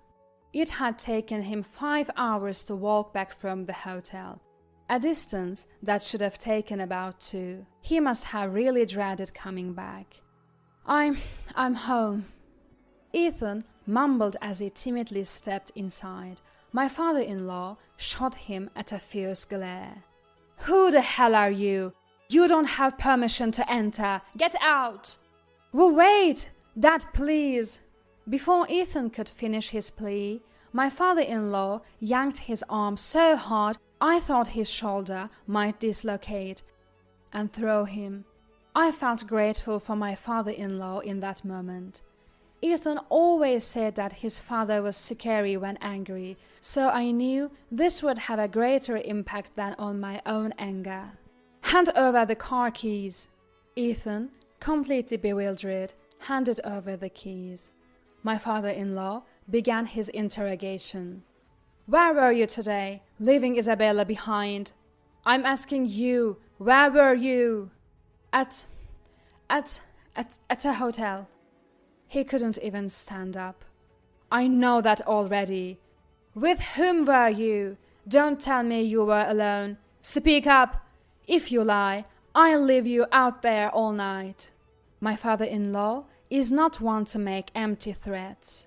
He took the keys so Ethan couldn't escape in the car. Sweat began to pour from Ethan. Thought it wasn't particularly hot. Cold sweat, I suppose. She's a temp at the office. Ethan mumbled, then fell silent. Speak up. If I have to keep asking you, I'll throw you out. Terrified, I thought, but I was smiling behind my father-in-law. In a whimpering voice, Ethan started to confess. He said he found the temp cute and just wanted to chat a little. But she was much more receptive than he expected, and before he knew it, they were involved. Flattered by the attention of a younger woman, he got carried away and lost control of the situation. Ethan spilled his guts, every last detail. I have to admit, I was somewhat pleased when he said, I found the temp attractive. Probably because she reminded me of myself. I felt like it was a roundabout compliment. But that doesn't mean I'm about to forgive him. I had a pretty good idea of what I wanted to do. I understand. Call her now. Tell her it's over. With his back against the wall, Ethan did as he was told and dialed her number. Oh, hey, it's me. I'm sorry about the lunch. The moment the call connected, Ethan stuttered, unsure of how to start the conversation. But then a voice roared through the phone. I've had enough of you. And there was a beep beep of disconnection. She just broke up with me. I thought to myself, you didn't break up with her, she dumped you. Poor Ethan. You didn't initiate the breakup, It was because you lacked sincerity. You are truly indecisive. My father-in-law scolded Ethan, making him shrink even more. Do you realize how bad you've been to Chloe and Isabella? When he yelled this, Ethan finally responded loudly. Of course I do. I want to strip this guy naked and throw him out, but what does Chloe want? Caught off guard by the question, I took a moment to think. Honestly, I didn't want to break up. I believe I can live happily with just Isabella and me, but I do love Ethan.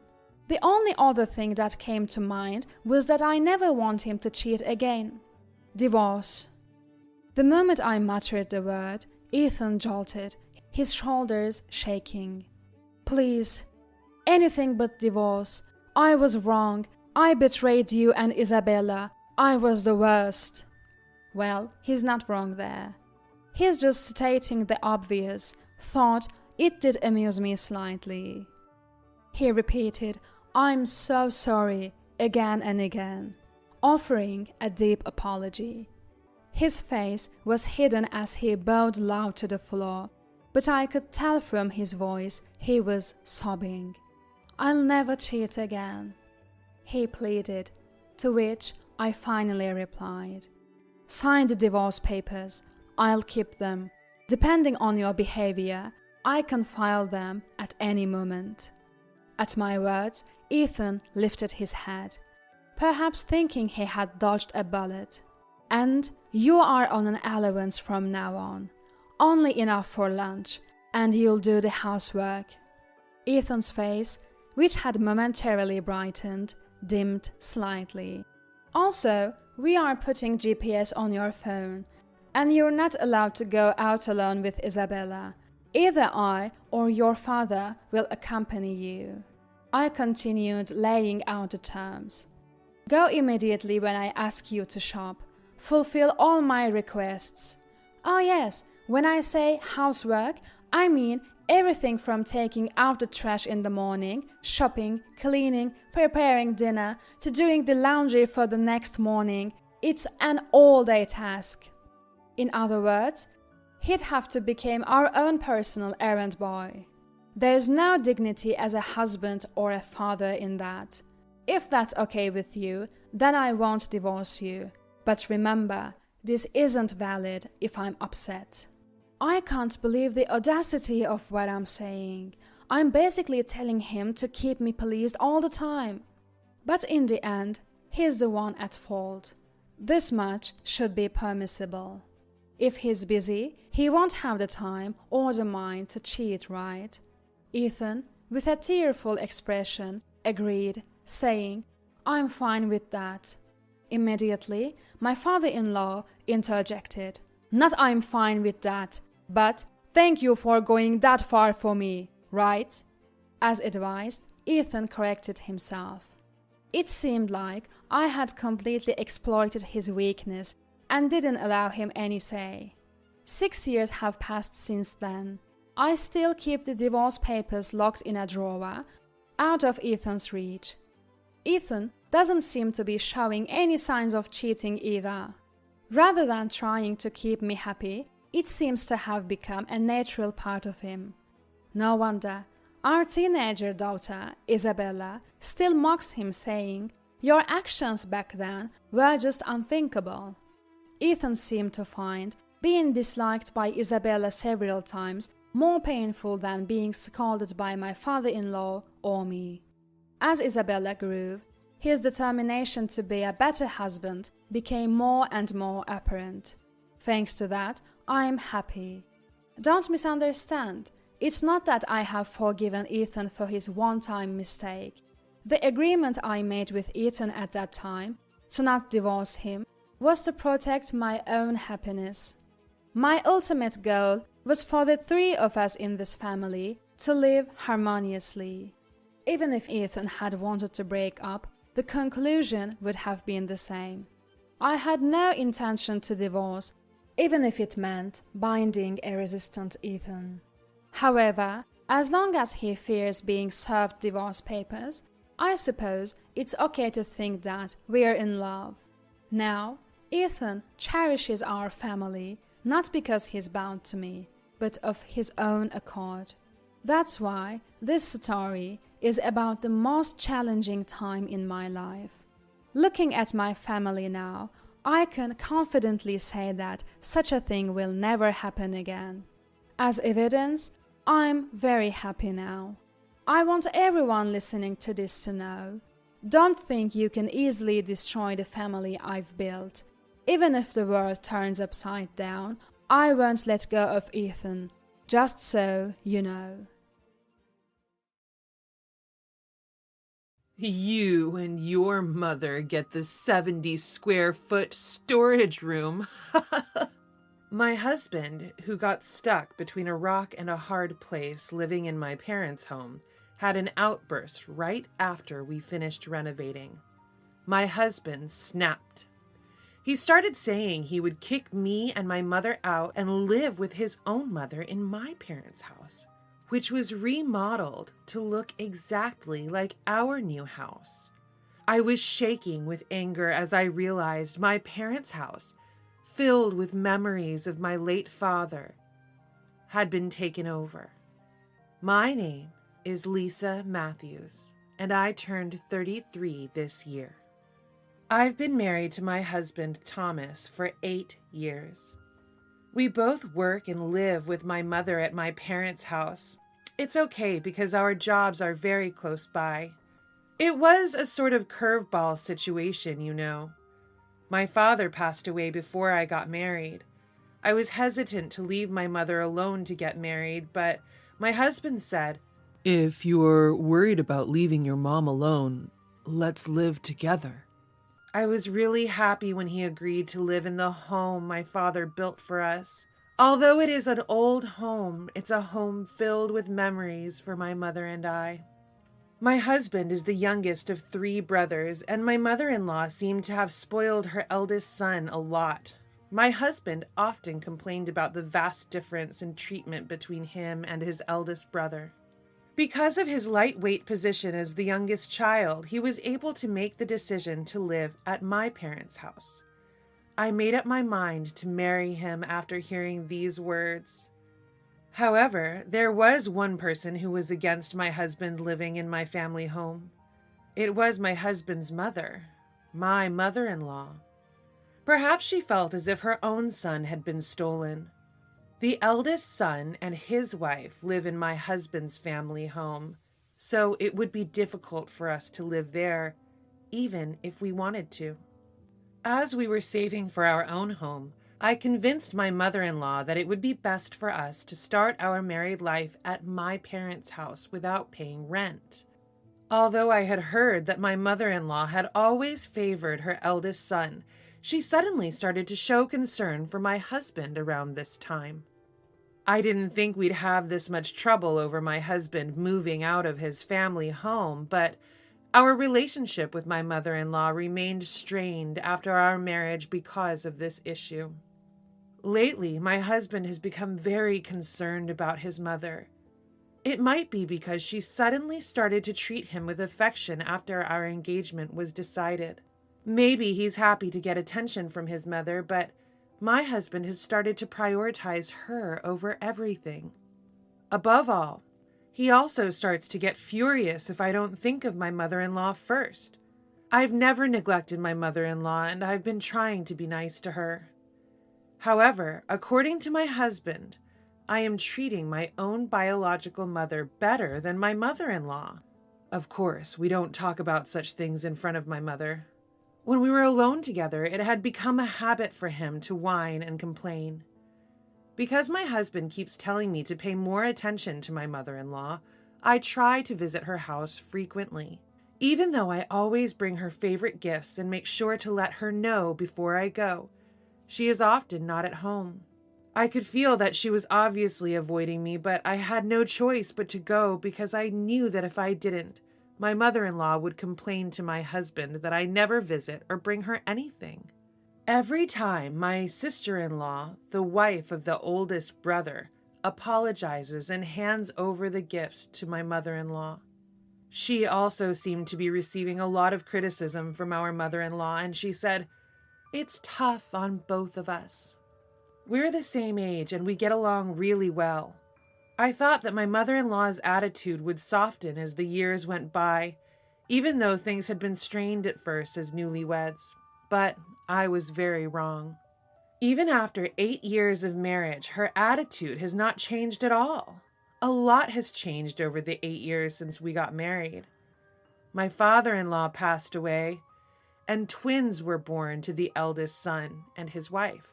There have been various changes in our family.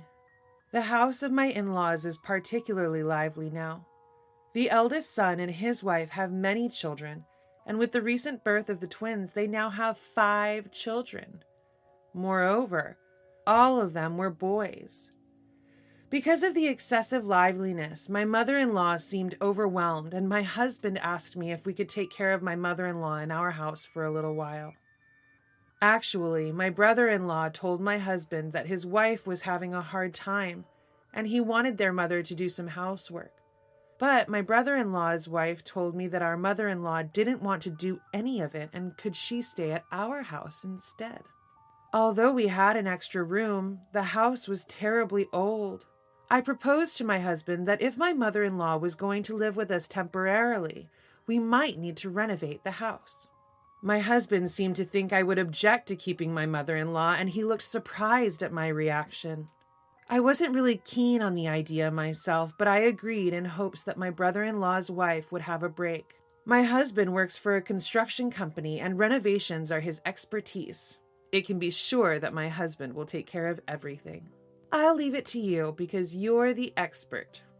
I said so and decided to renovate this house. My mother is getting old, so it was a good opportunity to consider making the house accessible by removing the steps and installing the handrails. During the renovation, my mother and I stayed at my sister's house, and my husband stayed temporarily in a weekly rental apartment with my mother-in-law. But the incident happened on the day when the renovation was completed. Up to this point, I had believed that the house was being transformed into a comfortable home. I was looking around the house under my husband's guidance. There are no steps and handrails in various places, making it possible to live in the house for a long time, even when one gets old. My husband had cleverly made a hobby room for himself. I decided to accept it. Since he is a contributor to the renovation, let's at least give him credit for that. After being shown all the rooms, I suddenly realized there were no rooms for my mother and I. The room my mother used to use was now my mother-in-law's room. Where's Mom's room? You haven't shown it to me yet. I didn't care about my own room, but it was strange that there was no room for my mother. I just showed you, my husband said, laughing. I had a bad feeling about this. Huh? You haven't shown me yet. You and your mom get the 70 square foot storage room, my husband replied. I couldn't believe my ears. Indeed, I was shown the 70 square foot storage room earlier. It was the place in the house that received the least sunlight. A dark storage room with only a small window. Are you joking? Don't say stupid things, I retorted. My mother-in-law intervened between my husband and I. It's been 8 years since you became my daughter-in-law, but you still haven't learned how to behave as a wife. You're not qualified to be a wife if you're going to bite back at your husband. This house was beautifully rebuilt by Thomas. If you don't like that room, why don't you get a divorce and leave? She spat out. The word divorce suddenly flashed in front of me and I lost my patience, my blood rushing to my head. Thinking that I wouldn't dare to divorce, my husband was laughing. At that moment, all the affection built up over 8 years of marriage flew away. I see. This was your plan from the beginning. If you don't like the 70 square foot storage room, why don't you put your mom in a facility? There's no room anyway. It must be hard for you to have 2 mothers under the same roof. I glared at my husband who dared to say such a thing. Come to think of it, my brother-in-law's wife told me. Since the renovation was decided, my husband and mother-in-law were always stuck together and talking about something. My husband, having never indulged before, was now behaving like a child towards his mother, doting on her in front of my brother-in-law and his children. Ever since the renovation was decided, my mother-in-law was thrilled to have a new house and a quiet environment, and my husband was eagerly waiting to live with his beloved mother. Seeing the two of them attached at the hip and grinning, I started to feel sick. I took my stunned mother's arm and, making loud footsteps, walked out the front door. I deliberately stomped on the hallway as I walked, thinking at least it might do some damage. My mother followed me, bewildered, as we left our family home. The triumphant laughter of my husband and mother-in-law echoed from behind us. I couldn't forgive my husband's betrayal after living together as a couple for 8 years. All I could think about was getting revenge. When we finally returned to my sister's house, we were so overwhelmed we just collapsed. It was all too much to even put into words. My mother was still in shock. "Do you think they've taken over our house?" she muttered after taking a sip of the tea my sister had made. Her words were like a punch in the gut. This was the result of me agreeing to the renovation my husband suggested and leaving everything to him. "We have to reclaim our house, our home, filled with so many memories. The house that Dad built for us," she whispered. I squeezed her hand tightly. Half measures were not enough for me. "We can't just sit back and do nothing. We're going to fight this head on." My mother looked up at me. "What are we going to do?" "I have a plan." I revealed my plan to my mother. She looked a bit surprised, but nodded in agreement. "If it's your idea, Lisa, I won't oppose it." With that one sentence from my mother, our counterattack against my husband and mother-in-law began. A few days later, I saw a moving truck parked near our family home. From afar, I could see my mother-in-law directing my husband to bring in her belongings. Judging from the amount of luggage, it was clear that she intended to move in for good, not just temporarily. My mother-in-law didn't lift a finger, just gave instructions to my husband. He happily helped her with the move. Seeing his face made my anger towards them grow even more. After checking the situation at my family home, I visited our lawyer with a real estate agent. I thought it was the only way to counter my husband's betrayal. I explained to the lawyer everything that had happened after the renovation and how my husband and mother-in-law had taken over our house. At first, he was shocked, but after hearing about my husband's terrible behavior, he shared our anger. And so we were able to secure the full cooperation of both the lawyer and the real estate agent. A week after my husband and mother-in-law had taken over my family home, I visited again. When I rang the doorbell, my cheerful mother-in-law appeared. "Hello, who's there?" "Oh, it's you." Her face soured as soon as she saw me. "I have something important to discuss today. I'm coming in." "Oh, I'm sorry. You're acting as if you were the owner of this house. It's easy to forget that it's actually my house," I said sarcastically and walked straight into the house. The house, having been renovated and filled with new furniture and appliances, was no longer the family home I remembered. It felt as if my childhood memories had been completely wiped away. My husband was relaxing in the living room at the back. Like my mother-in-law, he looked displeased at the sight of me and said, "What's up with you barging into people's houses like that?" "You. Long time no see. I have something important to discuss today." I had my lawyer present as well, and I faced my husband across the table. "What's up? You decided to live in a tiny studio apartment? Got a mover for just one guy? Not much stuff you can fit in a studio apartment, huh?" He mocked. I was pissed off at my husband's attitude, but I had decided to remain calm today. No matter what, I was bound to win this. There was no need to rush anything. Before jumping to conclusions, there's something I want to ask you. Why had he renovated my family home into such a state and driven us out? I wanted to confirm his true intentions. I thought we had been living as a happily married couple with no major disputes since our marriage. I was sure his relationship with my mother was also good. I don't understand why my husband's attitude changed so drastically. Even if he was instigated by my mother-in-law, what he did was too bold. At my question, my husband let out a big sigh as if it were troublesome.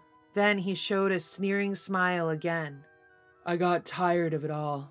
Living like a dutiful husband, being considerate to you and your mother. I've been patient for a long time. I want to live with my mother. I don't need anything else. I was taken aback at my husband, who half shouted. I was speechless at the realization that he was just a mama's boy. Unable to say anything, I listened to my husband start to spill all the frustrations he had been holding back. He was frustrated that he couldn't live with his mother and embarrassed that as a man he was living in his wife's house. It felt like I had been deceived. He endured it all on his own, got angry on his own, and even plotted to take over my family home. I began to suspect he might be a psychopath. If you have that much dissatisfaction, you should have just told me. How can I possibly express dissatisfaction? I'm a man. You should understand. Even his final assertion was utterly ridiculous. My mother-in-law was teary-eyed as she listened to my husband's argument. I thought that this was the result of her nurturing her eldest son with excessive affection, but it didn't seem like she thought so. She just seemed to pity her son, who adored her. Being subjected to this cheap soap opera, I sighed heavily, unable to bear the ridiculousness. It seemed that my husband was offended by my attitude and raised his voice. What's with that attitude? You should be grateful that I even prepared a small studio room for you. I could have taken away your room too. With his face turned red, my husband looked like a tantrum-throwing child. That's right. Keep a room for a useless daughter-in-law. What a kind son you are. I'm happy to be praised by you. To quickly end this farce, I presented my husband with the divorce papers. Of course, already signed by me. Please divorce me. I don't want to stay married after being treated like this. Then I showed him the registration of the house, explaining that it was one of the properties I had inherited from my father and it was under my name.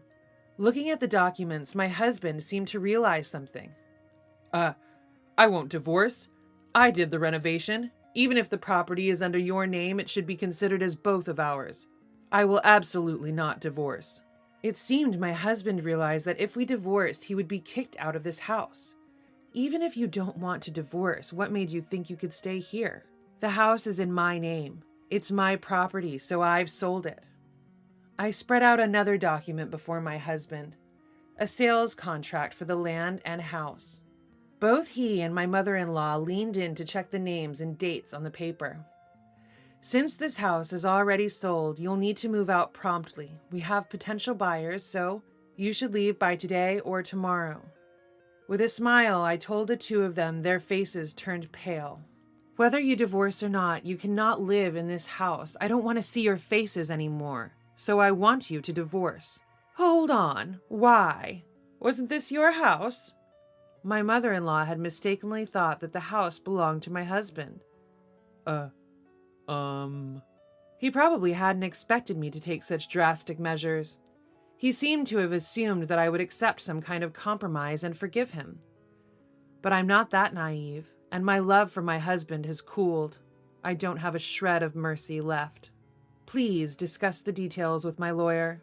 Don't come directly to me. If we are kicked out of this house, where will we? Yeah, we thought we finally found a place where we could peacefully spend our retirement, and a maid. My mother-in-law seemed to have thought of my mother and me as maids rather than family. Feeling it wasn't good for my mental health to talk to these people anymore, I suggested, why don't you go back to your family home and live with your eldest son and his wife? Oh, but since you made such a fuss about leaving, your older brother might be angry and not let you in. Leaving those words behind, I quickly left my family home. My family home filled with so many memories. I hesitated to sell it. But after being so disrespected, I couldn't back down. The truth is, my childhood home had already drastically changed. I don't think my decision was wrong. 3 days later, my husband and mother-in-law hastily left my family home. I didn't want to keep the house after it had been remodeled so recklessly, so I had it demolished and put the land up for sale. Looking at the empty plot where nothing was left, I felt a mix of emptiness, relief, and a complicated array of other emotions. After that, my husband and mother-in-law moved back to their family home for a while, seemingly treated as nuisances by my older brother and his wife.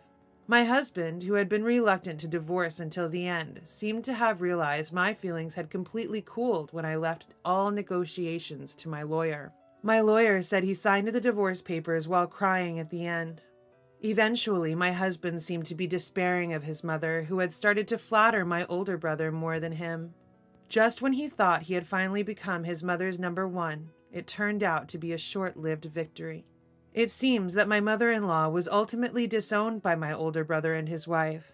My husband and mother-in-law started living together in a small apartment near their workplace. My husband, who had never really lived alone, seemed to be struggling, and my mother-in-law, despite complaining about her son's low earnings, had to do all the housework again, complaining every day. My husband contacts me almost every week, asking for reconciliation because living with my mother-in-law is too hard. But I ignore all his messages. Even after everything that happened, my husband, who still thinks we can reconcile, is really a fool. I have no intention of remarrying, and I've built a small new house on the small plot of land left by my father, where I live with my mother. It's a small, single-story house because it's just the two of us, but it's filled with things that my mother and I love. I'm still working, so I have no financial worries. My mother, who was shocked by the loss of our old home, is gradually regaining her energy.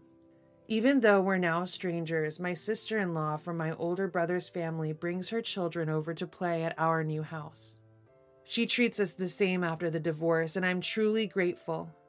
Our new life with my mother has just begun. My mother and I laughed, promising to enjoy whatever comes next. My name is Jessica. I'm 27. After graduating from vocational school, I worked in medical administration. It was a busy but pleasant workplace, and I felt fulfilled. I quit when I got married. My husband, John, wanted me to focus on our home. Please look after my mother. I'm begging you, please. To care for your mother? Understood. I'll do my best. I'm not the type to stick to a career. I had no doubts about going where I was asked to go, as I was asked. I met John through my friend, and we got married after a year of dating. At the time, he had already lost his father to illness and was living with his mother. This will be a big help. My mother's bedridden, you know. I worry about her being all alone. It's understandable. We can't leave your mother alone. I was told that his mother had fallen ill shortly after his father's passing. Since then, she hadn't been active, and John took care of most of the housework. My mother-in-law warmly welcomed me. Let John handle the outside work, and please take over the house for me. Yes, mother-in-law, I look forward to working with you. I had no complaints about my relationship with my mother-in-law. After all, she was bedridden with illness. I was in a dominant position and had control over everything. The problem was my relationship with John. As soon as we got married and settled into family life, he became distant. Hey, how about we go for a drive on our next day off? Your mother seems to be doing well, and I think half a day won't be a problem. Sorry, I'm tired. I want to rest properly that day. Oh, I see. I'm sorry. John began to show signs of being bothered by our interactions. I initially thought it was due to his busy work, so I didn't worry too much. But as the days went on, he began to avoid me more. Our nightly activities were no exception. Even when I thought it was the right day and prepared, I was often turned down. Please be a bit more cooperative. I want to have a child as soon as possible. I understand how you feel. I want that too. But sorry, let's try next time. With 30 on the horizon, I was, honestly, feeling rushed. I was also being urged by my mother-in-law, who wanted to see her grandchild. It was hard not to be able to fulfill her wishes. And then, while we were unable to give her a grandchild, mother-in-law passed away. From that point, John's attitude towards me became colder and colder. Welcome home. I made your favorite cream stew for dinner. John? John? Hey, you listening? Oh, want to take your bath first? Got it. I'll be waiting. John had become almost silent at home. No matter how much I tried to engage him in conversation, it was hopeless. He completely ignored me. I thought it was probably due to the shock of losing his mother. I naturally thought that way. Until John recovers from this emotional damage, I decided to support him, right by his side as his wife. However, it seemed that no matter how many days passed, John was uninterested in me. John, how have you been feeling recently? Are you sleeping well? I want to discuss something about our child. I'm thinking about getting a fertility test. What do you think? Hey, John. His health, his feelings, our child, our future. I tried to engage John's interest by changing the topic in various ways. But sadly, every attempt ended in failure. John, please say something. Have I done something to upset you? If there's something you don't like or want me to change, please tell me, John. Despite my earnest pleas, John didn't lend an ear. His ignoring me continued for a whole month. My husband was inexplicably cold. Desperate, I sought advice from my old friend, Claire. Claire works for a cosmetics company. She's good at her job and has many friends. Whether it's about studies, love, or personal worries, I always seek Claire's opinion whenever I face a problem. Upon hearing my story in detail, Claire solemnly nodded. That's unusual. A couple in the 3rd year of marriage living in the same house, and the husband ignores the wife? That's not normal. You haven't done anything wrong, have you, Jessica? No, I haven't. That's why I don't understand why he's become so cold. Feeling utterly distressed, Claire had promised to help me fully. I had no idea, but it seemed that Claire had picked up on something. It's his fault if you've done nothing wrong, Jessica. He must be hiding something shady. Let's verify it. Eavesdropping, surveillance, tailing. We'll use all possible means. Is it okay to do something like that? I asked nervously. Absolutely. It's worse to ignore your spouse and keep secrets when you're married. Later, at Claire's suggestion, I installed small eavesdropping devices and cameras in our home. I felt guilty, but my desire to know his secret was much stronger. Of course, John continued to ignore me all this time. John? Hey, are you listening? It was a few days later. My phone rang. It was a call from John. Hello? Where the hell are you? What are you trying to pull? Leaving the house for a week. Why don't you ask yourself why I'm doing this? What are you talking about? Speak clearly. I don't understand. Huh? You haven't noticed? You don't know why I'm so angry? How dare he say speak clearly? He's been ignoring me all this time. Having been prompted by Claire to investigate John, I discovered a shocking truth. Unable to contain my rage at what I'd found out, I left our home. I took refuge at Claire's house. It was on the 7th day of my stay there that I finally received a call from John. If you have something to say to me, then you should say it to my face, loud and clear, he suggested. Fine by me, as long as you promise not to ignore what I have to say. The anger I felt the moment I discovered the results of my investigation still burns in my chest. The weight of his sins trampling on my dedication is heavy. John has to face a fitting punishment for his actions.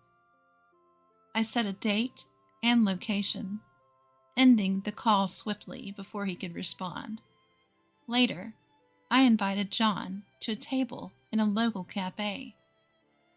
He must have slipped out during work, as he was in a business suit. There was no need for any beating around the bush. I laid out the evidence I had collected so far on the table. What is this? Hey, wait! Stop it, Jessica! Don't lay out these things! He protested. If you don't like it, why don't you pick them up yourself? It doesn't matter, right? I can print out as many as I want. When did you take these photos? What I had laid out on the table were incriminating photos. They were all shots of John with his mistress, walking in the downtown area with arms folded, scenes of them entering a hotel together, and the woman in all the photos was the same person. Her name was Mary, as I had found out during my investigation. I also have audio data. Would you like to listen to it right here? I asked. Audio? He responded, shocked. I tapped the screen in my smartphone. Immediately, a conversation between John and Mary started streaming. Hey, John, when is our housemaid planning on leaving? She'll be gone soon. She's losing her patience and will probably suggest a divorce. I wish she would just blow up at us saying, "Stop ignoring me." That would be the easiest for me. This is such a long-term scheme. Well, that's just like you, John, isn't it? When I cut off the audio, John seemed frustrated, as if he thought we were eavesdropping.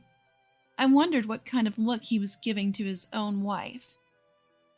John, who was caught red-handed cheating, seemed on the verge of lashing out at any moment. John, you needed someone to take care of your mother, right? That's why you married me.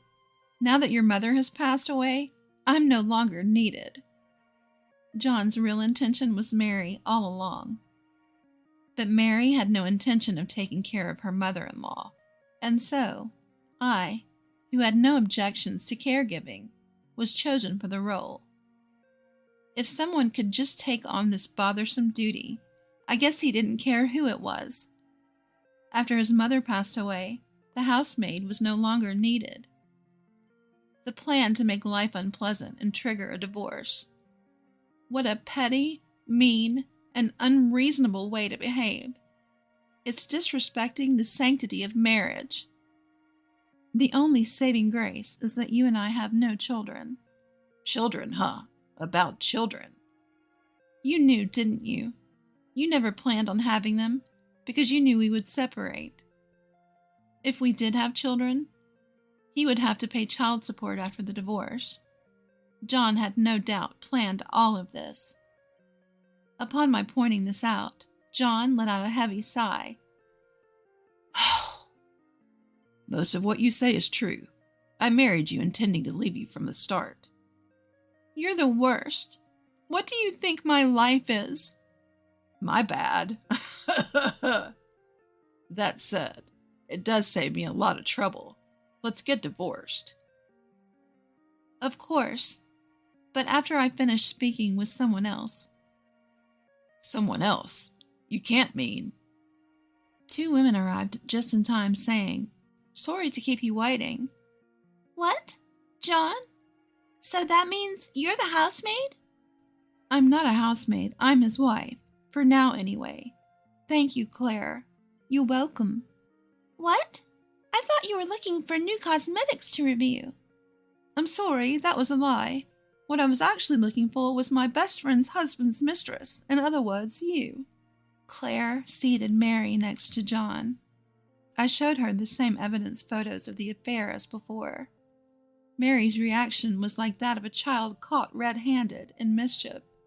She didn't seem to quite grasp the severity of the situation. Well, it didn't matter. Whatever her attitude, what I needed to do remained the same. "I'm going to demand compensation from both of you." "What? What are you saying? Why should I have to pay compensation? I've done nothing wrong. Have I done something to trouble you?" "Do you really mean that?" I've confirmed that Mary herself is married. Does she not find it troubling that her own husband is involved with another woman? She is the daughter of a wealthy family, but she seems completely detached from reality. You were aware that John was married when you entered into a relationship with him, correct? "Well, yes, but That's already over the line. Adultery. That's why you're being demanded compensation. Do you understand? I've been greatly inconvenienced by your relationship with John." "I was there first. I was with John before you got married." "Seems so. You were in a relationship with John before he and I got married. But it doesn't matter who was first. You committed adultery. That's enough." Whether she didn't understand or didn't want to, persuading Mary was a chore. Eventually, she slumped onto the table crying. She kept wailing that her dad would definitely scold her. I wonder if she means her husband. I thought of informing her that I'd be sending a certified letter in the near future, but decided against it. I'd have to start by explaining what a certified letter was. While I was interacting with Mary, John remained silent with a solemn look on his face. "John, sign these 2 documents. They're the divorce agreement and divorce petition." $30,000 for compensation? Isn't that too much? Hey, don't go judging the extent of my mental distress, all right? At my words, John closed his mouth for good. All that could be heard in the restaurant after that was Mary's sniffling sobs. Later, my divorce from John went through without any problems. I was able to confirm that the compensation and asset distribution were transferred into the specified bank account in one lump sum. I decided to use that money to move into a slightly more expensive apartment. A fresh start in life, at last. It was a luxury I afforded myself to stir up my spirits. Apparently, John had to sell his childhood home to pay the compensation money. It's a pitiful thing that after paying the necessary amount, his money was pretty much down to zero. Though it couldn't be helped since the $30,000 he paid me wasn't the only thing he had to settle. Seems like John's going to end up paying well over $100,000, doesn't it? It seems that way. After all, he's been hit with a damages claim from his company. The wife of an executive at one of John's company's crucial clients. That was Mary. The executive, unaware of the situation, was reportedly enraged after reading the certified mail I sent. I sent pictures as evidence, so Mary had no way to deny it. Moreover, Mary was helping John by leaking her husband's company information. This affair and the ensuing fraudulent act created a major issue between the 2 companies. John seems to have lost his place. He's not only been given the cold shoulder by his superiors and colleagues, but also been fired and slapped with a huge amount of damages. One of them explained, "Poor guy, though he brought it upon himself. Do you think he'll be repaying this debt for the rest of his life?" In all honesty, that's what I believe will happen. John's future looks bleak. He's probably racking his brains right now because of the overwhelming cost of his affair. Later on, it appears John had a hard time finding another job. He gave up on full-time employment and was reduced to making ends meet through odd jobs. There are also rumors that the managing director was working behind the scenes to prevent John from getting a new job. However, The truth of this matter is uncertain, and it's doubtful anyone would gain anything by trying to confirm it. John, who had also gone through a divorce, reconnected with Mary, another divorcee, and they started to live together. But it seems that their living situation is not going well. After all, Mary is quite a spender. She really spends money like water. Picking in a warehouse, cleaning, moving jobs, checking automobile parts. The money John painstakingly saves up from these jobs, Mary can spend in an instant. All for the things she wants, like cosmetics, makeup, bags, and clothes. They can't seem to stop arguing about how to spend money. So despite the fact that they are not cheating on each other anymore, it seems that their relationship is strained. I heard this story directly from John himself over the phone. He came to me asking for financial assistance because life was tough. What did you do then? Of course I refused. I'm under no obligation to help them. Who would want to help those two? After all, they are the ones who used to call me a maid behind my back. Yeah, it doesn't matter what happens to them. After the divorce, I returned to my job in medical administration, and am working happily at my new workplace. I am so busy that my head is spinning, but that's what suits me best now. When I have free time, I inadvertently remember unpleasant things and feel gloomy. The other day, I encountered the embodiment of those unpleasant things. None other than John himself. It was on my way home from work. A lonely twilight road. He called out to me as I was hurrying home alone. I turned around and was speechless for a moment. His hair and beard had grown out. His skin was tanned. His cheeks were thin and sunken. His clothes were grubby and ragged. I was surprised and appalled at the sight of John, who had completely changed. "Hey, long time no see." "Is that you, John? Are you okay? Are you managing to eat every day?" I ended up asking questions like a guardian would. John's state, even to my eyes, which were supposed to despise him, appeared pitiful. "I'm getting by eating every day. Not 3 meals, though. Haha." "What about work?" "Not getting much these days. I'm collecting empty cans and old magazines during the day. If I take them in bulk to a dealer, they buy it from me per pound." After we talked a while, John hesitantly broached the main subject. "Listen, do you think we could try again?" "What about Mary? I thought you two were living together." "I broke up with her. She dumped me. Mary's probably gone back to her parents' home by now. I bet she'll arrange a marriage and settle down with a suitable partner her parents pick." John, who was talking about Mary, made a face as if he could. It must have been a painful breakup to the point where even speaking about it to me was hard. John's current state is truly pitiful. However, I have no hand to extend for him. I still remember the abuse I suffered, and it still infuriates me. Upon saying that, John lowered his head, agreeing with me. "I truly apologize for what I did back then." "I'm not going to say it's okay, but let's both move on. But don't approach me anymore. If you stalk me, I'll call the police." "I won't stalk you. I'm sorry for bothering you, so see you then." John slowly left down the dusk-lit street. His figure retreating was pitiful and frustratingly pathetic. After that, I saw John a few times in line at the soup kitchen organized by a nonprofit organization. He had become so thin, and when he noticed me looking, he awkwardly turned his face away.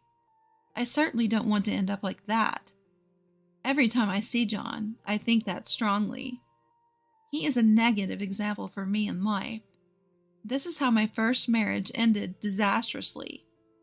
But I haven't given up on building a happy family with someone. There's still a long way to go in life. I believe that I can still shine from now on. thinking that I've decided to start participating in a local social event with my friend Claire. Being divorced doesn't mean I should feel intimidated. The world is vast. There must be a man who will embrace me gently.